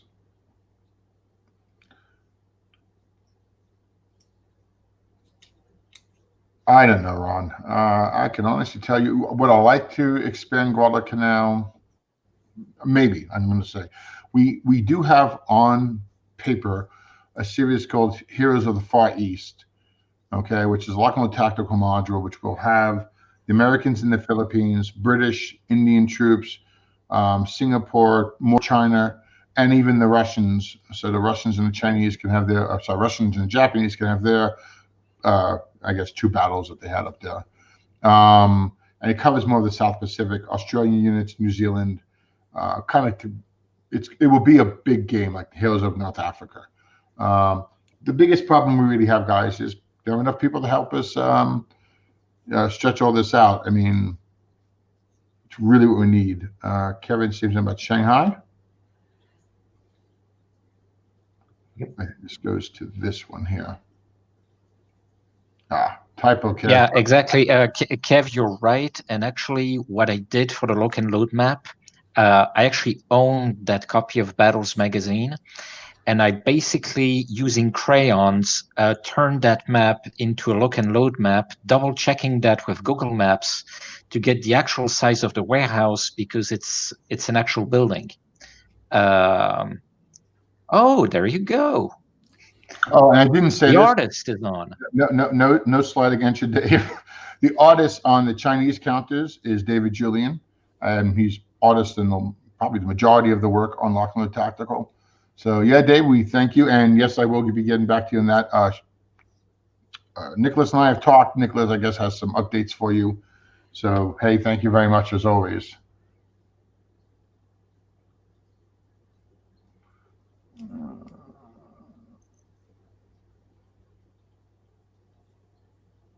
Okay, what is this? Have you spoken often about changing this? No, they're 2 different programming teams. Lock and Load Tactical is already Unity. I had that basic struggle with Tom back in the early days. He finally gave in to me, and we already started with that. Each menu and everything else is done by the designers, how they lay it out of the programmers. So no, it won't give it a Lock and Load Tactical look, but it will make it much more easier to do updates, expand things, and change things around. I mean, now you could, in Unity, I'm not a programmer, but there's a lot of things you could just literally swipe away and swipe new stuff in, and you're going. You can't do that on Java.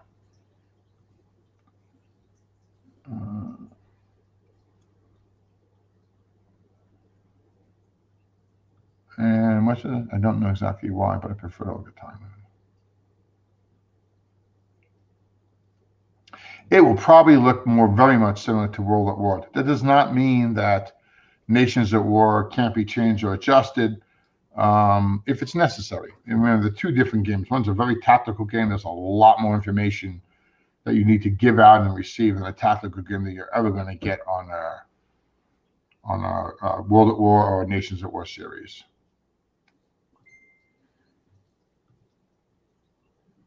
What do we have there? And the Nation of War board game titles. I'm not sure what we're talking about there, Rough Swordsman. Let me see. Did I miss anything? I did miss something. Yeah, of course I did. Okay. No, Susan, you're gonna have to give me a little bit more. You have to write. I didn't like comment. I've lost the flow there. What you were talking about. Sorry. I digest the Battle of Snowy Mountain was great. Yeah. Okay. Always one, huh? Heroes of North Africa, Stefan. Not sure what he's asking there. Ron, there is.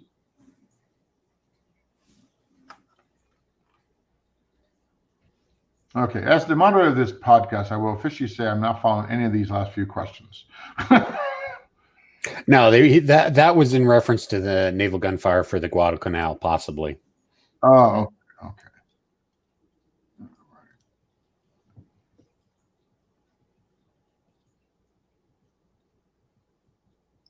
Yeah, actually, John, that was one of the things Dave and I had their discussion about translations.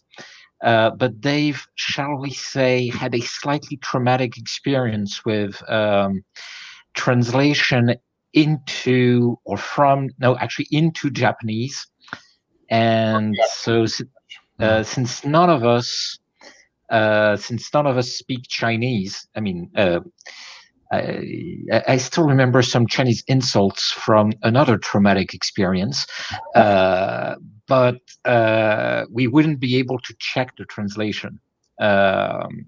But this is definitely something that we've considered. And by God, if there is somebody in that group of fans who thinks he or she can do the translation, I don't believe that you will be rejected out of hand. I mean, I'm going to translate World at War into French, for instance. But that's a lot easier, and Dave can check whether it actually looks like the World at War rules, or whether I just translated my mother's recipes, which neither he nor I can do if it's into Chinese. So.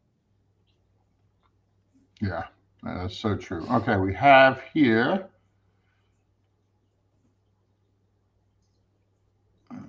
Okay. Yes, I didn't answer your question. Okay, so sorry about that. Okay, I blame the public.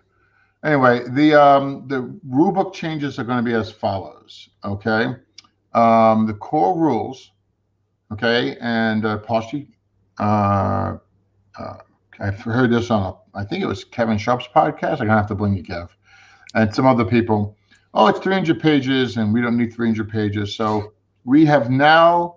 What we think we're going to do, or what we're doing, I guess, not thinking anymore, is we're taking out all of the narratives. Okay, we're taking out the starter kit. So the core rules will be the core rules, the systems resources, which just tells you how to get to the boot camp videos and other things like that. Okay, it'll have the glossary index. It'll drop it down. I think it's 80 pages. I don't think it's 100 pages. It's 80 pages with both narratives. It's up to like 120 with the starter kit. Okay, so taking all that out, that will become the core rules. Okay, and we're looking to see if dollars and cents wise it makes sense to put it into the box games. Not many complaints, actually very few, considering the other complaints we get about not having the core rulebook in the box. Realize if we do this, it'll add a cost to the game to everybody, and it will also make it a little heavier. Nothing drastic by doing that. Right now, I don't have the links up there, but if you go to our resource section, you will find, and I think on Facebook, on the very first thing, it has the announcement of all the different rules. You can find the infantry gameplay narrative and the and the armor and ordnance gameplay narrative. They're free downloads. Okay. There's also the starter kit will only be in the starter kit itself. It will not come in the core rules. You will still need to download or get a set of the rules. We are going to modify the starter kit rules. So we're going to take out all the armor and air rules. It will only be a download. Okay, when you buy the game, if you buy the starter kit, you get the counters, you get the maps. The rules you're still going to have to download. I'm not printing all those rules, okay, just for a starter kit. It's going to make the starter kit not worth it, and the object was to make it a cheap and easy way. So I think we get the rules down to at 12 points. It is 175 pages. Okay, that includes the index, which is quite a few pages, and it includes the glossary. Okay, if we were toying with the ideas, and here's some you guys can comment on, of making the rulebook in the game 10 points, not 8 point like the good old Avalon Hill days where you were all young and had got good vision, but making it 10 point, it saves 25 pages. Okay, give or take a page. So it brings the rulebook down to 150, but it's going to be a little bit smaller. You know, give us some kickback on this, guys. Let us know what you want. I mean, people say, "Oh, publishers never listen." We're listening, but sometimes you guys don't give enough input, and we have to guess. And of course, we always guess the way you're not happy. Okay. New titles, updates, rules to make it more World at War. Talking about the digital, shifting the digital Nations at War to digital World at War. It'll be a copy. It's going to be the same thing we did with both Nations at War and Lock on the Tactical. It'll be about 10 scenarios, give or take. Okay. And it'll be a DLC. So you'll have a starter kit one or a core game. It'll have 3 or 4 battles, and then you can buy the other DLCs and play. So the new titles will obviously go also digital if that time comes. That's the same one. Did I miss it?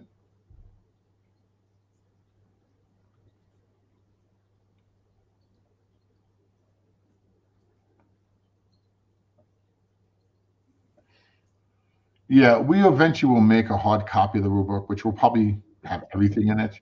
I'm going to be honest with you guys. I put the hardcover up there because I could hit a button and do it. But for the price, I wouldn't buy a hardcover copy. I'm just being honest with you. I think it's like 70, 80 bucks. It's not, I mean, I have a copy here. It's not as usable. I know you say you're bad-mouthing your own product. Not really. It's just, thank you.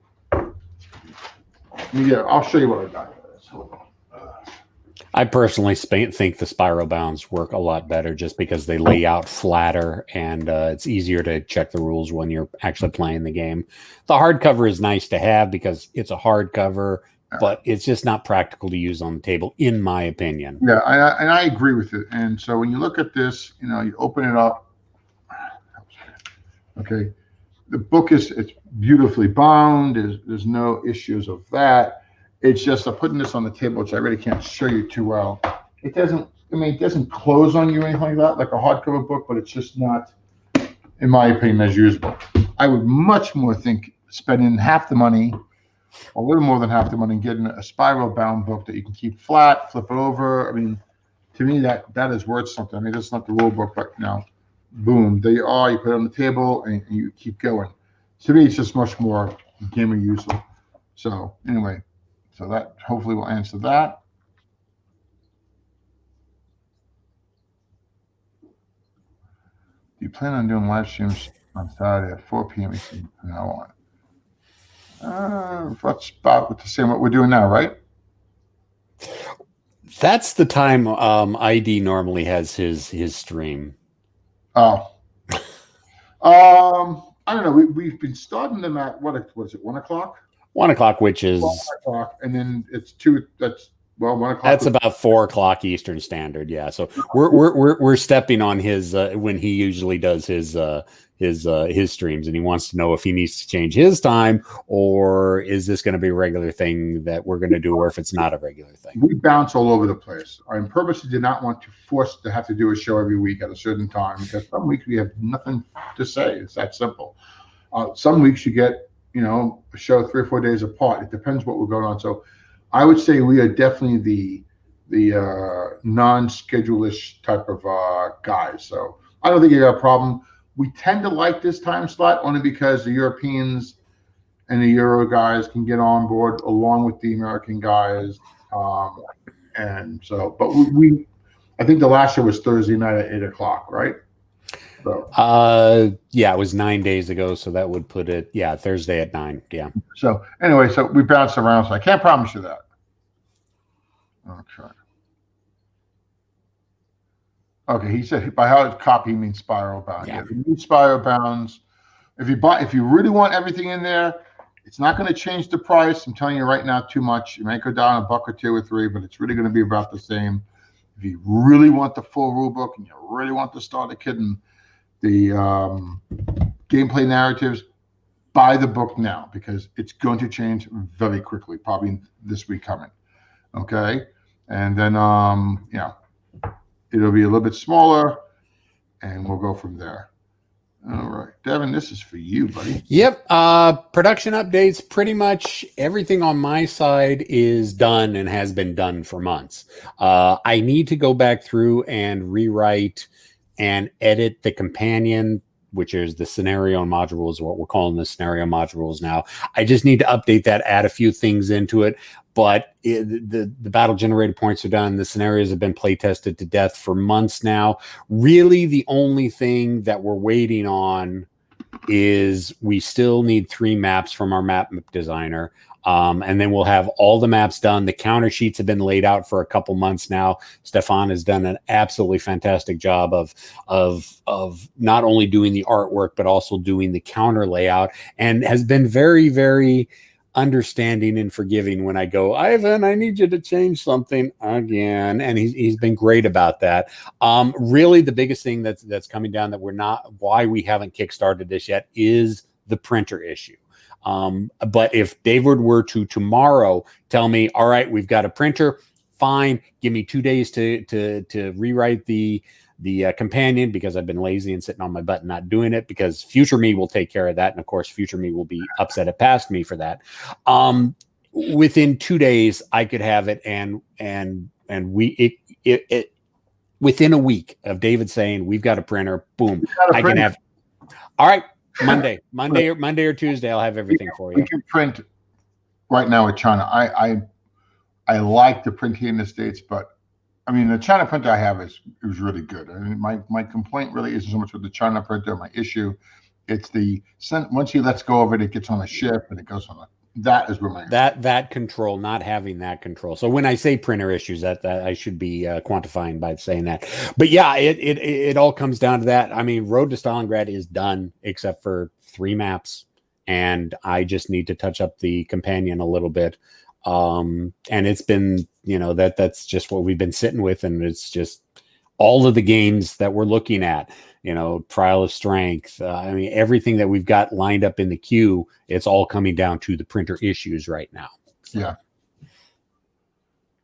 Okay, gentlemen, anybody else have any questions? Nicholas, anything you want to talk about I may have missed, or Devin, did I miss anything? Let me just look at that. Did you want to show off those counters, the ones that you and I have been working on the last couple of weeks? Okay. Since you showed off the Chinese counters, I don't want to say too much because I don't want to give away. I don't remember what you're talking about. Let me look. Hold on. Look in the private chat. I mentioned it in the private chat.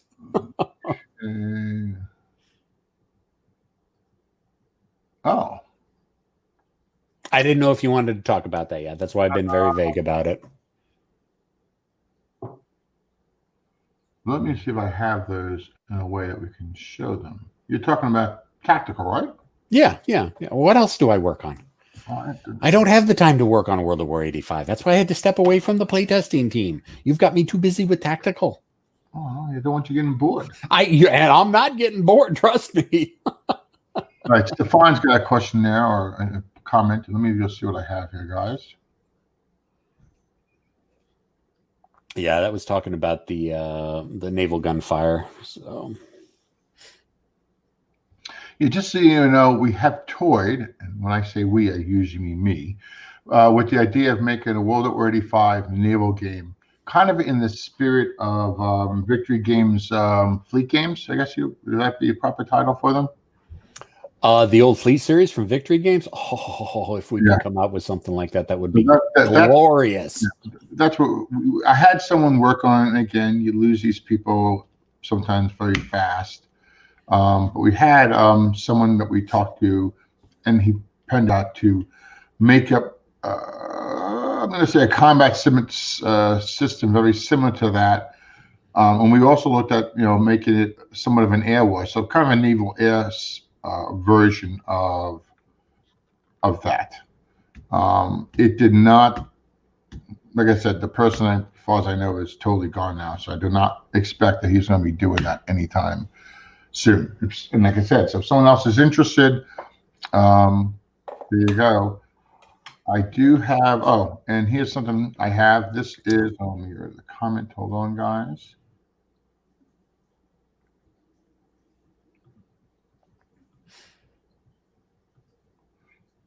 Too many comments. Okay, that's for the info. That's what you're going to find now on the Facebook Lockwood Tactical Group. You can find that there, and you can also download it from our resources, which is where it goes anyway. Okay, this is right from the gameplay rulebook. Okay, the core rules. It's not different. Besides, you got a sexy green cover on it now, and the other one.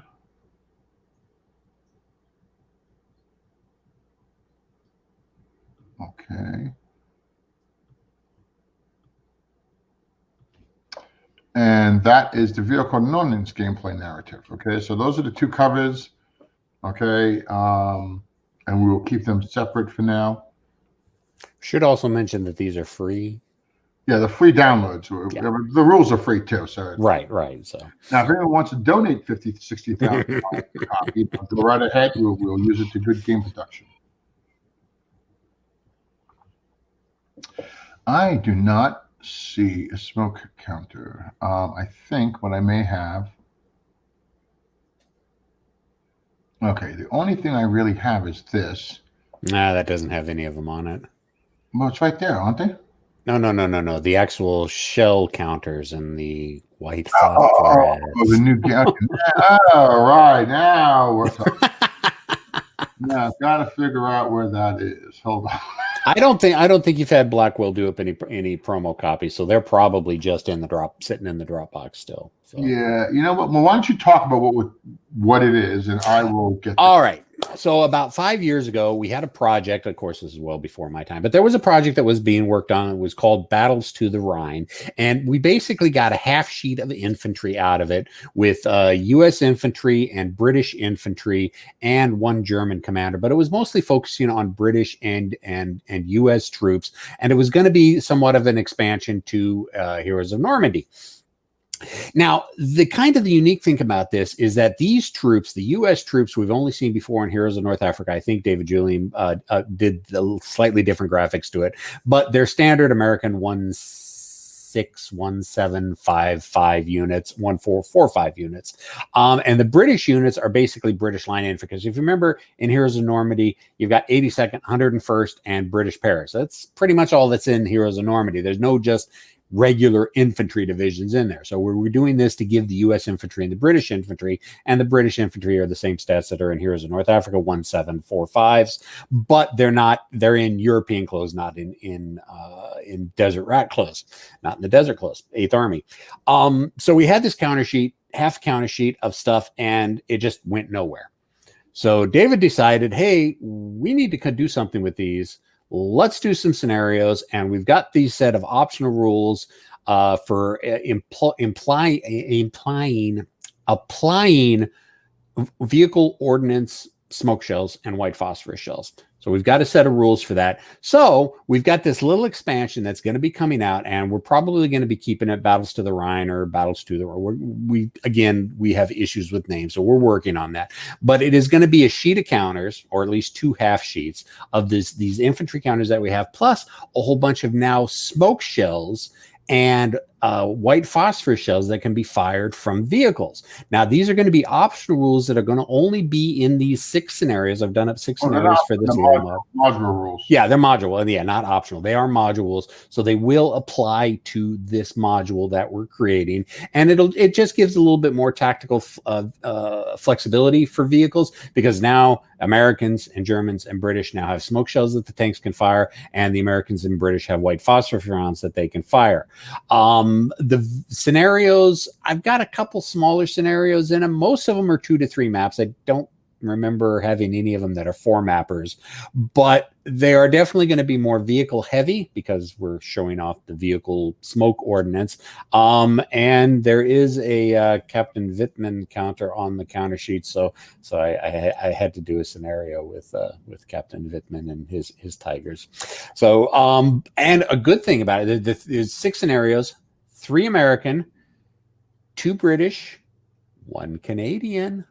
Got to get some love for the Canadians out there. Now, granted, they're using British kit and everything, and I haven't come up with anything specific rules for the British, but I figure, hey, for this scenario, for this little expansion, just to give some love to the Canadians, we're going to do a Canadian scenario in there. So we're going to be seeing not necessarily quote unquote Canadian troops, but they're going to be using the same British counters and British equipment. So that is what we're working on. We've sent the smoke counters off to China already, correct, David? We already got proofs of them. All right. Yeah. So so we've got the proofs of them back.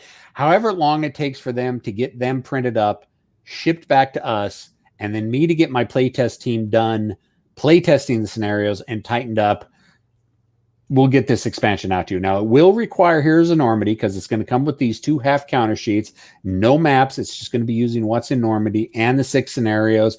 I have no idea what the price pointed on it is. David and I haven't talked about it. That's his wheelhouse. He'll have to take care of that. $1 million. How much? $1 million. $1 million. No. All right. There we go. There we go. Oh, wow. So we've got British white phosphorus rounds, we've got American white phosphorus rounds, we've got German Nebel smoke rounds, and then British smoke and U.S. smoke. And basically, each scenario will tell you how many rounds each side starts off with. And then as you expend them or as you use them in combat, you have a depletion number noted by that little D within the red square that every time you use one of these, it doesn't necessarily mean you run out of them. You have to roll to see if you actually use that shell or not. Most scenarios, you're going to see 2, 4, 5, 6 smoke rounds per side. White phosphorus is about half that. But yeah, it's basically a way for you to start putting out some smoke with your vehicles, and the white phosphorus rounds do actually do damage to enemy units if they hit them, and it requires a damage check, and the rules are all laid out for that right now. And like I said, I've got my playtest teams playing on it, but it gives us a little bit more toys to play with, and there's nothing wrong with that, I think. So no, and here is what you were talking about. I drew up a Yep. So we've got the white phosphorus round. So when you lay a white phosphorus shell, you can see it's got that little +1 number in it. Any hex that any units in a hex that's hit by white phosphorus automatically makes a damage check at +1. So because white phosphorus is very, very nasty stuff, it burns and it could do damage to your squads inside the hex. And then of course the smoke 2 counters. We've seen the smoke 2 counters before.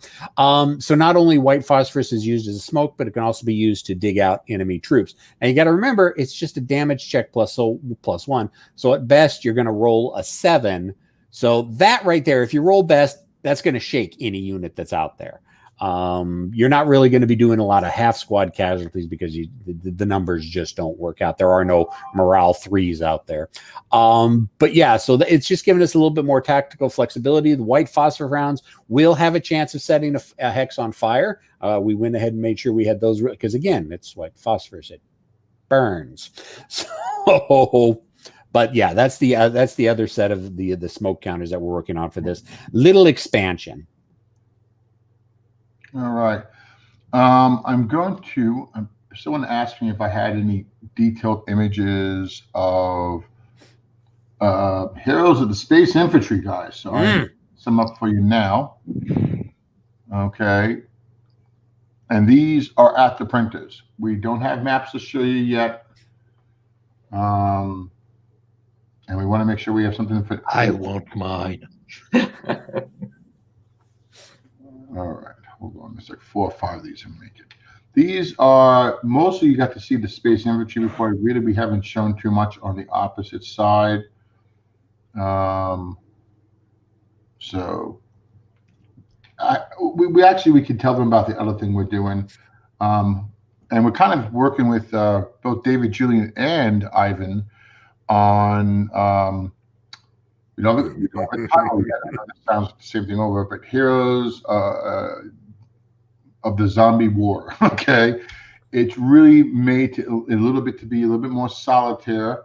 So you can play certain scenarios that will come with it, with maps that will have the zombie counters and actual other counters too. I won't get into it yet until we have them to show you. Right. But the object is so you can fight zombies. What Devin and I are working on right now is waiting for the counters to show up. And I say Devin and I, but it's really Devin. But is we are looking to be able to let you take the zombies and stick them anywhere. So let's just say you're playing Heroes of Normandy, okay? That zombies could just appear and assault both Germans and American forces in there, or via Mogadishu. Now, I know this is going to sound amazing. It's not meant to be realistic, okay? It is meant to be something just fun to try, okay?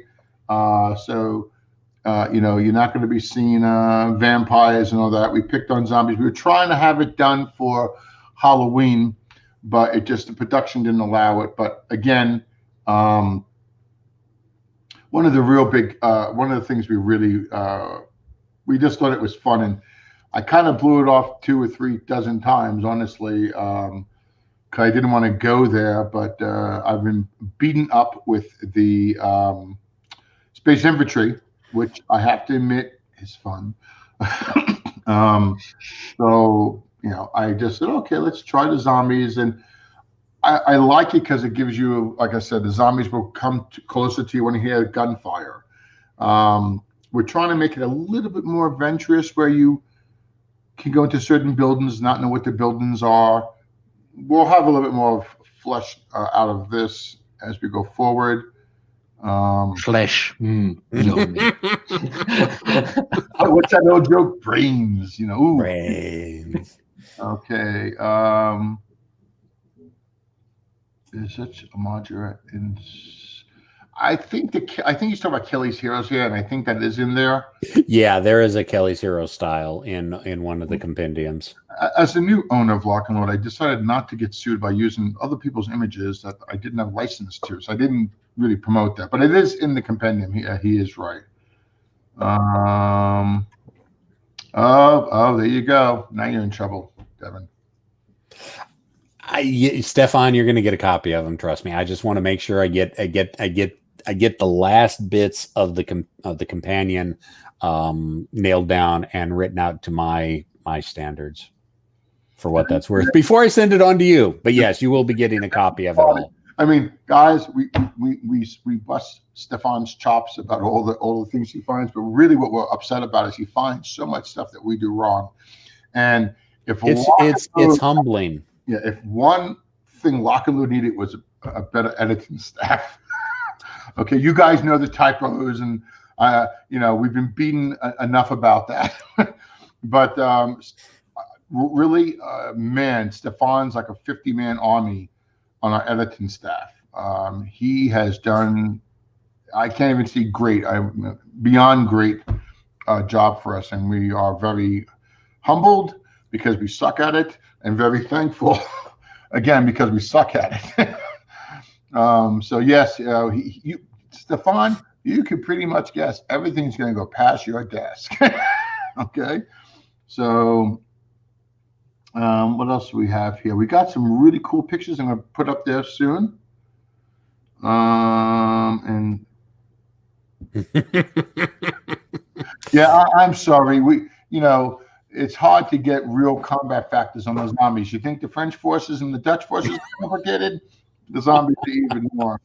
I will say this: we will have 2 types of zombies: the slow-moving kind of zombies that you're used to, and you can shoot them and, you know, I want to say flip them so they're reduced, but they're able to automatically increase themselves because there's more zombies coming. So it's a little bit, you know, a little bit different. And then we have really fast zombies, kind of like you would see in World War Z. So you have different styles. I knew this was going to happen once I said that. Yes, I know. Listen, I don't like fantasy games. So somebody, and I will say this, Space Infantry and the zombie thing are from other things that we adapted, used, and have some interest in. buddy, if you've got time and you want to give us a fantasy lock-in with tactical, I'm not saying no. I'm just saying give me something with some modular rules that fit into the system that you think will play. I have a hard time with fantasy because my breakdown of fantasy is this. Oh, this isn't working right? Well, let's do this. Oh, fairy dust. You're healed. Go on. Okay, now I know that's probably not an accurate portrayal of fantasy games, but that's just the way I take them. I've tried Dungeons and Dragons. I've tried some of these. They're just not my cup of tea. Okay, monster games. You know, I know we've made some sly comments about no monsters here editions and stuff.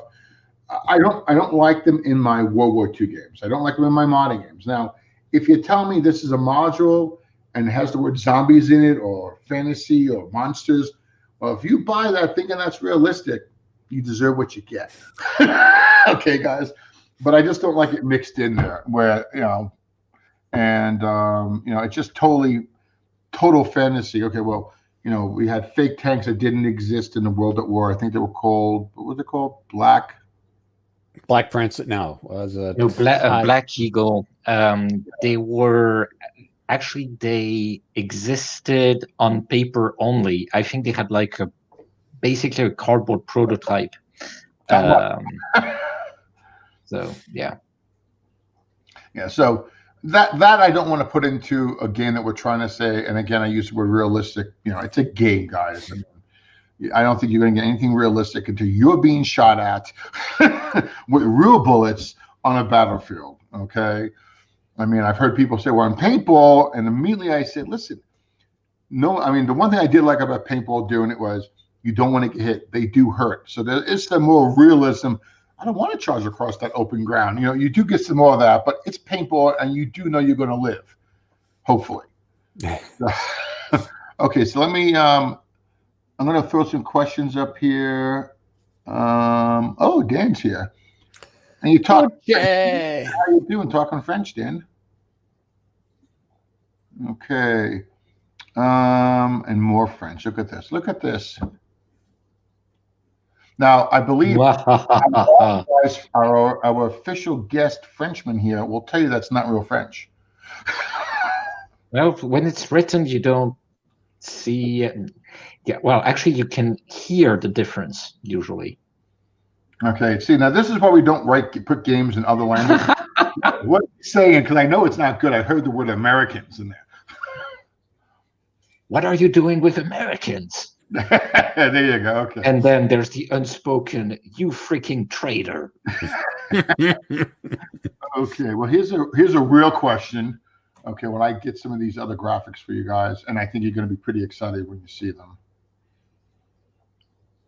All right, so guys, you keep talking when I keep downloading this stuff. Any weird or interesting zombie types? I'm going to guess you're assuming kind of like the zombie types from Left 4 Dead, the stalkers and the tank types. We don't have any plans for that yet, but the project's kind of early in the works, so maybe. I have all the rules kind of broken out for those, so I can pretty much tell you. I don't think you're going to see that because I kind of wrote most of the rules for that pretty much. Doesn't mean we can't do something like that later on, or the playtesting says, hey, it needs something. Okay, I'm going to show this because I already have it up. This is, let me get rid of that. Okay, that is from Space Infantry. These are actually walking with tactical counters in the Space Infantry, well, I guess the Space Infantry side. A lot of these all of these were made by Blackwell Herd. Oh, I almost forgot, guys.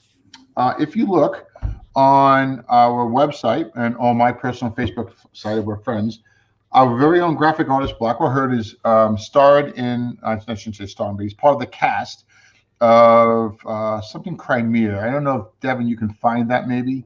Yeah, let me see if I can find it real quick. But it's a web series, and these guys raised all the monies. It's done in a home studio, and they just did an incredible job. And Blackwell is one of the main characters in it. So tonight, I'm hoping to do that premiere. It's Voyage of the Chimera, a web series, and it will be 8 p.m. Mountain Time tonight. And if you go to if you go to Lock and Load Publishing, we've got the our Facebook group. We've got the link on there. You just have to scroll down a little bit to find it. But yeah.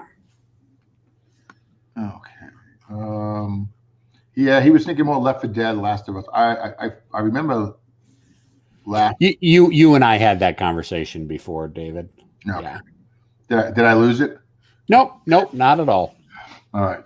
This is some of the enemies that are in. This is, again, Space Infantry Tactical. These are some of the back of the counters. I'm still uploading counters, guys. But you're going to see something that, honestly, no one has seen yet. Okay. He doesn't look very healthy, so I'm not really sure what. Okay, let me just get the rest of these up, and then we can give you a really good proper showing of it. All right, this one I think is the front side of those spore counters, and I'm going to say kind of alien-esque, I guess, if that's really even a word. But to give you an idea, that was Black One Line kind of took Space Infantry, aliens, and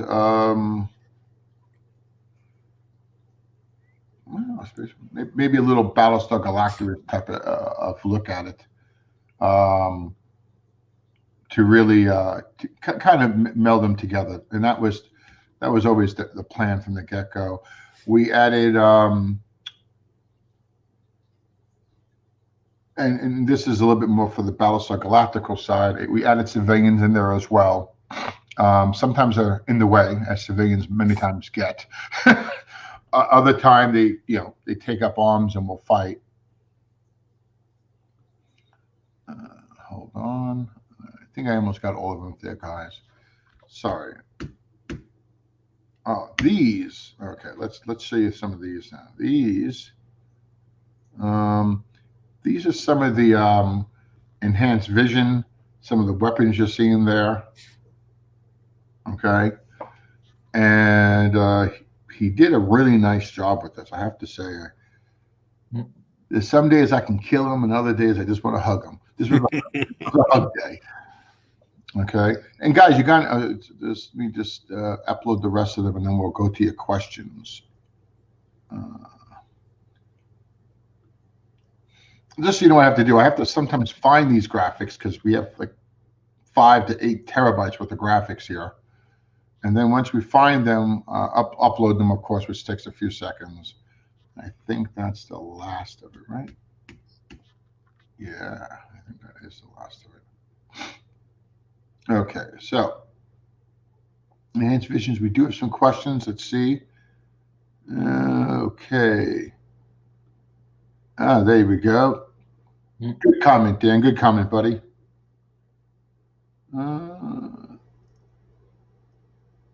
Okay, what's this one? David, a tactical LnLT zombie game can make a difference. Same goes for fantasy. Like I said, I don't think I'm going to play a fantasy game of this. And if I see Fairy Dust module rule, I'm going to kind of lose it. Okay, so let me just say that. But at the same token, okay, if somebody out there really wants to make, I will be honest with you, no one knows this, and I'm going to spill the beans a little bit on what the guy doing Point Blank, Sean, who also did all the improvements to the Nations at War game. He has a fantasy, I'm going to say style like Nations at War. It's not really the same, so I don't want to give the wrong impression. But Sean is one of our better designers. But the Point Blank game, we're going to put play testers of that on what is it? A tabletop simulator for that very soon. It's actually, hopefully, will be done next week if I'm lucky with the graphics. And you're going to see a completely different type of squad combat game with cards. And his fantasy game, which I won't say I like it yet because it's fantasy, but I gave him the go ahead to move forward with it. So hopefully that gives you an idea.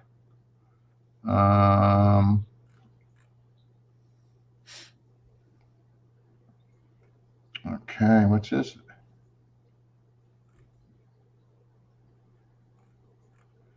Yes, true. Thank you.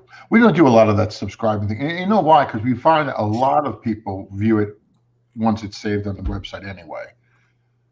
Okay, and we got one more comment here. Oh boy. You know, maybe if you came on the show and talked with us about it, we could kind of join forces. But I'm just saying. Okay. You know, I have to tell you, I didn't think that was such a hot idea, but you know what it is? The production team we have now and the guys running the LnLT Tactical Series, which is Devin, and the crew he's put together, you guys are lucky. You may not realize it. You're very lucky. I mean, even Nicholas, man, he got all this stuff together with the Chinese thing, and I'm really liking the way this is humming now. Let me just see. I showed you this book guy. Oh no. Ooh. That's, no, you haven't. That's enemy guys. Okay, and it may look like a halo, but it's actually a claw or a weapon tail on the alien.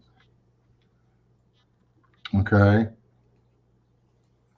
And again, the nice thing about this, it's made to be, you know, LnLT Tactical. I'll tell you the biggest problem we have, and again, guys, you know, interact with us. The maps, you know, we wanted to have that you're fighting inside, let's just say a hangar. The problem is 12 guys in a hex. Most hexes, human size, are not 50 yards. Okay, so we kind of came up with some alien race left this tremendous size alien race, you know, left these hangars. So now what normally is a hex or two, which you get let's just say a fighter craft on, is now maybe 10 or 12. So you're playing in this gigantic, you know, kind of like you're a miniature guy inside this gigantic alien race that's not existent anymore hangar. So that was some of the, you know, issues. Blackwell does not really like that type of storyline, let's say.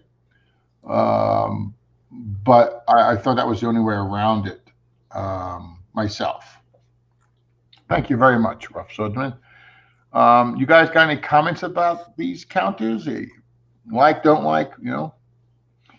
We really want this show to be more or less a round table type of thing where you guys can ask us questions or talk about things. Or come on. Come on. Yeah, Mark was on and he jumped off before I had a chance to click his button. So, Mark, I don't know what happened to you, but you did the right thing. You were in the back room. I was just getting it lined up for you. And that goes for anybody else. Okay. Okay, so I think I showed you the Space Infantry guys. And if they look familiar, it's because they're part of the Space Infantry game. And this, by the way, is what I was talking about with series. You know, you've got the Space Infantry card game, okay, which is mostly solitaire, but does have multiplayer. We are working on the role-playing rules, okay, which is kind of taken away from was Fallen Stars that did not, you know, we didn't hit the role-playing market, but we like the idea of having a tactical one-on-one combat system with some role-playing aspects. So it is being subverted into Space Infantry as well. And then you have this tactical game. Ooh, comments. Okay, here we go. John, thank you. Let me just see if I can swap over to there's the monsters and, well, that's pre-monster. That's a squad. Did I show this one, guys? Nope, not yet. Okay. These are some of the, I'm going to say evil side, bad side, whatever you want to call it, hero counters. And we did use the standard. Blackwell had made some science fiction more looking counters, but we decided to go with the new admin style counters, much to Blackwell's annoyance. You know how long I worked on those? I said, yeah, but to give them another set, we didn't want this. And again, this will be a full game. It will have admin counters and everything else. Okay.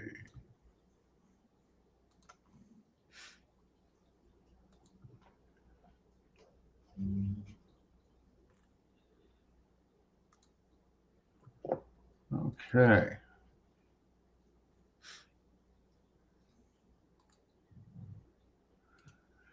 Yeah, I mean, I didn't think it was a halo. Someone made a comment about it when we were having a meeting, and I said, it doesn't look like a halo to me, but I could see how it could be construed as being a halo.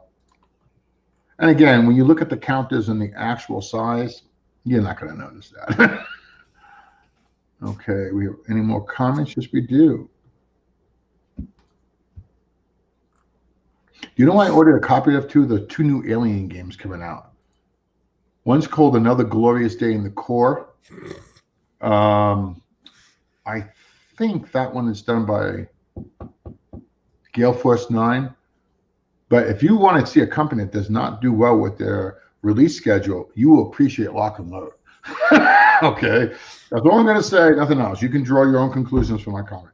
I like their products, but I like to. If anyone has a copy of Battlestar Galactica from them, I believe that they want to sell, I'm looking for one.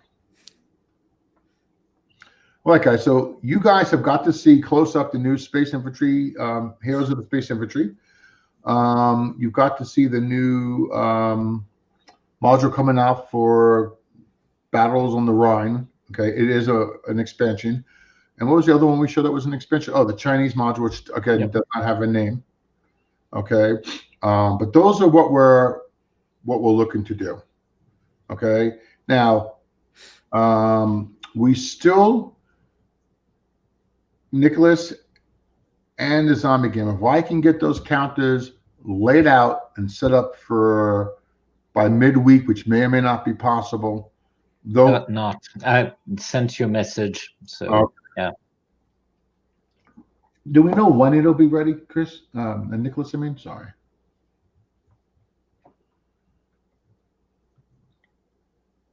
Know when what will be ready? The problem with the Chinese game is nothing's wrong with it. The counters are great. I mean, I could print that tomorrow. The problem is they're not filled out. We're missing one or two things, or we perceived to missing one or two things. I guess it's the proper term.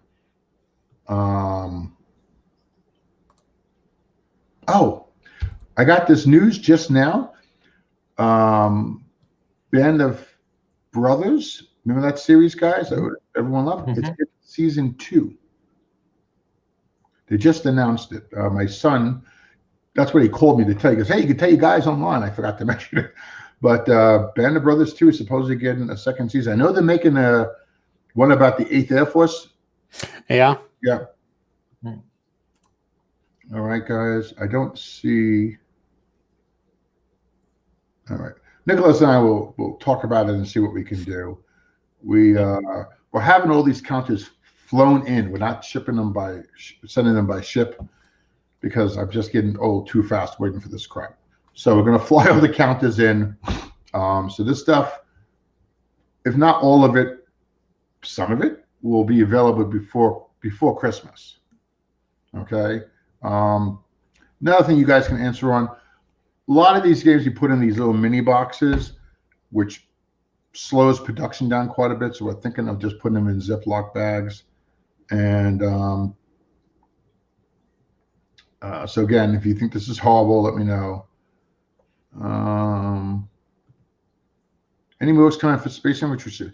Yes, I'm gonna put an open call out. If you think you're a writer, want to be a writer, okay, we're really looking for. I want wargaming talent, and I mean that as I want someone who understands when I say, weapon fire or something like that. Does not have to go look in a glossary and try to guess at it. Okay, I'm not looking for the next Stephen King writer. I'm looking for someone who understands what our genre likes. That's why I love about Brad Smith books. Okay, they're fun, right? We have 2 restrictions. I don't want any sex scenes in the book because if I have to audiobook that, and I don't want little Johnny in the car listening to Daddy's audiobook tape, and he's got new slogans to say to his mom. Okay, just wouldn't go over well. And I don't want any cursing in the books, again, making them kid friendly. So it's something that Dad can listen to in the car, or Mom, or somebody, and not not worrying about offending the kid, okay, or getting themselves in trouble. Kids pick up new words to say. at grandma's house. So, you know, a quick little story. We had our kids when they were small. My sister's kids and I were playing some game, and my sister usually was very good at monitoring what they were watching. And we were taking a little walk, and I guess it was 7, 8 years old, and my nephew Austin jumps in front of his mom, says, "Gonna pull you away, bitch!" Much to the surprise of Daddy, not me, my brother-in-law, and to his mother, which, by the way, got him into some type of punishment. Now, I almost got in trouble for that because I was the one who usually bought the video games, and but that one my sister bought, so brother-in-law couldn't really yell at me for that one. But you know, so I want to avoid that. But if you, going back to the subject at hand, if you really think you want to be a writer, maybe you want to do development as not much as design, contact Devin, contact me. We're really looking for people, and there's a lot of stuff there, okay, that we have, and you know, we can do some of this. So yeah, we're looking for talent to give people who always say, "Man, if I ever had a chance," well, here's your chance. Expectations are medium. I won't say low, but they're not, you know, we're not looking again for a 700-page novel. And if you have any doubt, get the audio book of one of our books. I mean, we had the short stories of Heroes of Normandy. I mean, I can't tell you, people loved one of the stories where there's cows in the story. I won't tell you what happened to the cows and how it worked, but what a great story. And, you know, we're just looking for more of that. It's really what it's done. And so we're looking to expand our audio and book line. So yes. Let me see. Novels, not books. No, onto the same thing.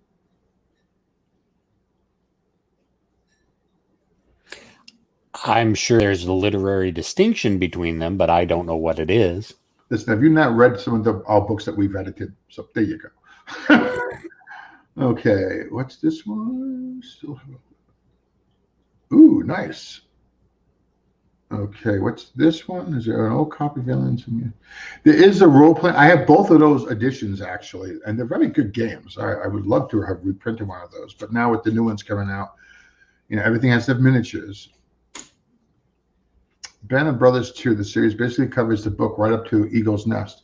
I thought they were at Eagle's Nest in the first one. Weren't they sitting there? Yeah. Okay, so I don't know. Yeah, I don't know. Maybe they're doing something on, instead of, you know, maybe some units from the other parachute regiment. I can't see them continuing on the tale of Winters and everybody. So, well, my son could have got it wrong, guys. So yeah, believe me, I did not vet the news. I'm not saying fake news yet, guys, but I did not vet it fully. I took my son at his word, which, if you saw how long it took him to get me my coffee, is suspect there. All right. Okay. I got Nicholas. I got your message. Okay. Yes, that would be actually very nice, Nicholas. I'm not going to say what we're talking about, guys. There's no secret stuff here. But all right. Yeah, so and the we'll actually, if you it's not midnight yet, so I won't turn into a pumpkin. So once the podcast is over, if you want to chat about either of those things, I'm still around. Okay. Well, unless you guys have any more questions, I hope you like the little sneak peeks at stuff that we've given you. They're more than sneak peeks because these are things literally at the printers, minus the China module. And the other counters that I didn't bother showing you, you know, for the American module, Normandy. Someone did ask, are we going to reprint Normandy? The answer is, I'm sure we will. I think I like to update all the counters to with Ivan or David Julian, because it was done. For those who don't know, I used to own Matrix Games, and while I was at Matrix Games is when we signed to do what was Band of Heroes, and that was years went by, and then I ended up buying Lock and Load, and we redid it to Heroes of Normandy. But those counters are from the very first time I used them, back when we did Band of Heroes. So I think I like to update them, but we have to put that in a proper time schedule and see how many people really want to, you know, kickstart that. Okay, we do have 3 more comments. Oh, I love comments like that. Keep it up. Yes, please, more. Oh, yeah. Yeah, we do enjoy doing them. We just, we just want to have more information for you. So it's something you guys can really have, and when you walk away, you're getting to see something that probably we have not shown anybody else, because we usually put it up here first. And yeah, like I said, we always have a good time. He said this: Masters of the Air, which would be a sequence to World War II benefit and the Pacific. Yeah, he might have got it wrong, guys. But either way, I'm looking forward to anything like this. I just watched something on Apple TV called, I think it's called Day of Spies, but it was about the very first development of British behind the lines French units and spies trying to trip up the Germans during the war. Very, very, I thought it was an excellent show, honestly. Yeah. Wow. Is it? They're filming in London in March. Yeah, but is it the bomber group they're talking about? Oh, okay. You didn't give me. Okay. It is the bomber thing. I knew that one. All right. Dog pissed on me. Okay. He's doing the dishes, like you said. Okay. Hold on. Yeah. Good dog. The dishes dog. I see you laughing over there. All right, guys. Well, anyway, listen. We're going to end this one. Last call for any information you may or may not have. Okay, so this is the time when we tell everyone to start waving. And again, thank you, guys. Don't know when the next show will necessarily be. Might be Thursday, might be Saturday, might not even be for another 2 weeks. But again, we appreciate you coming. We got this one in 2 hours and 31 minutes. Actually, we did a little longer than we normally do. But just a little bit. But you got more information than you normally get, guys. I hope you like the information about the nations at war. And we're signing off now, buddy. Okay, maybe we're not. Push the button. Well, that is all you have for this episode. Keep gaming, and may God bless you and keep you until next time. Over the Air is a Lock and Load Publishing production. That's too early for me, ID. So.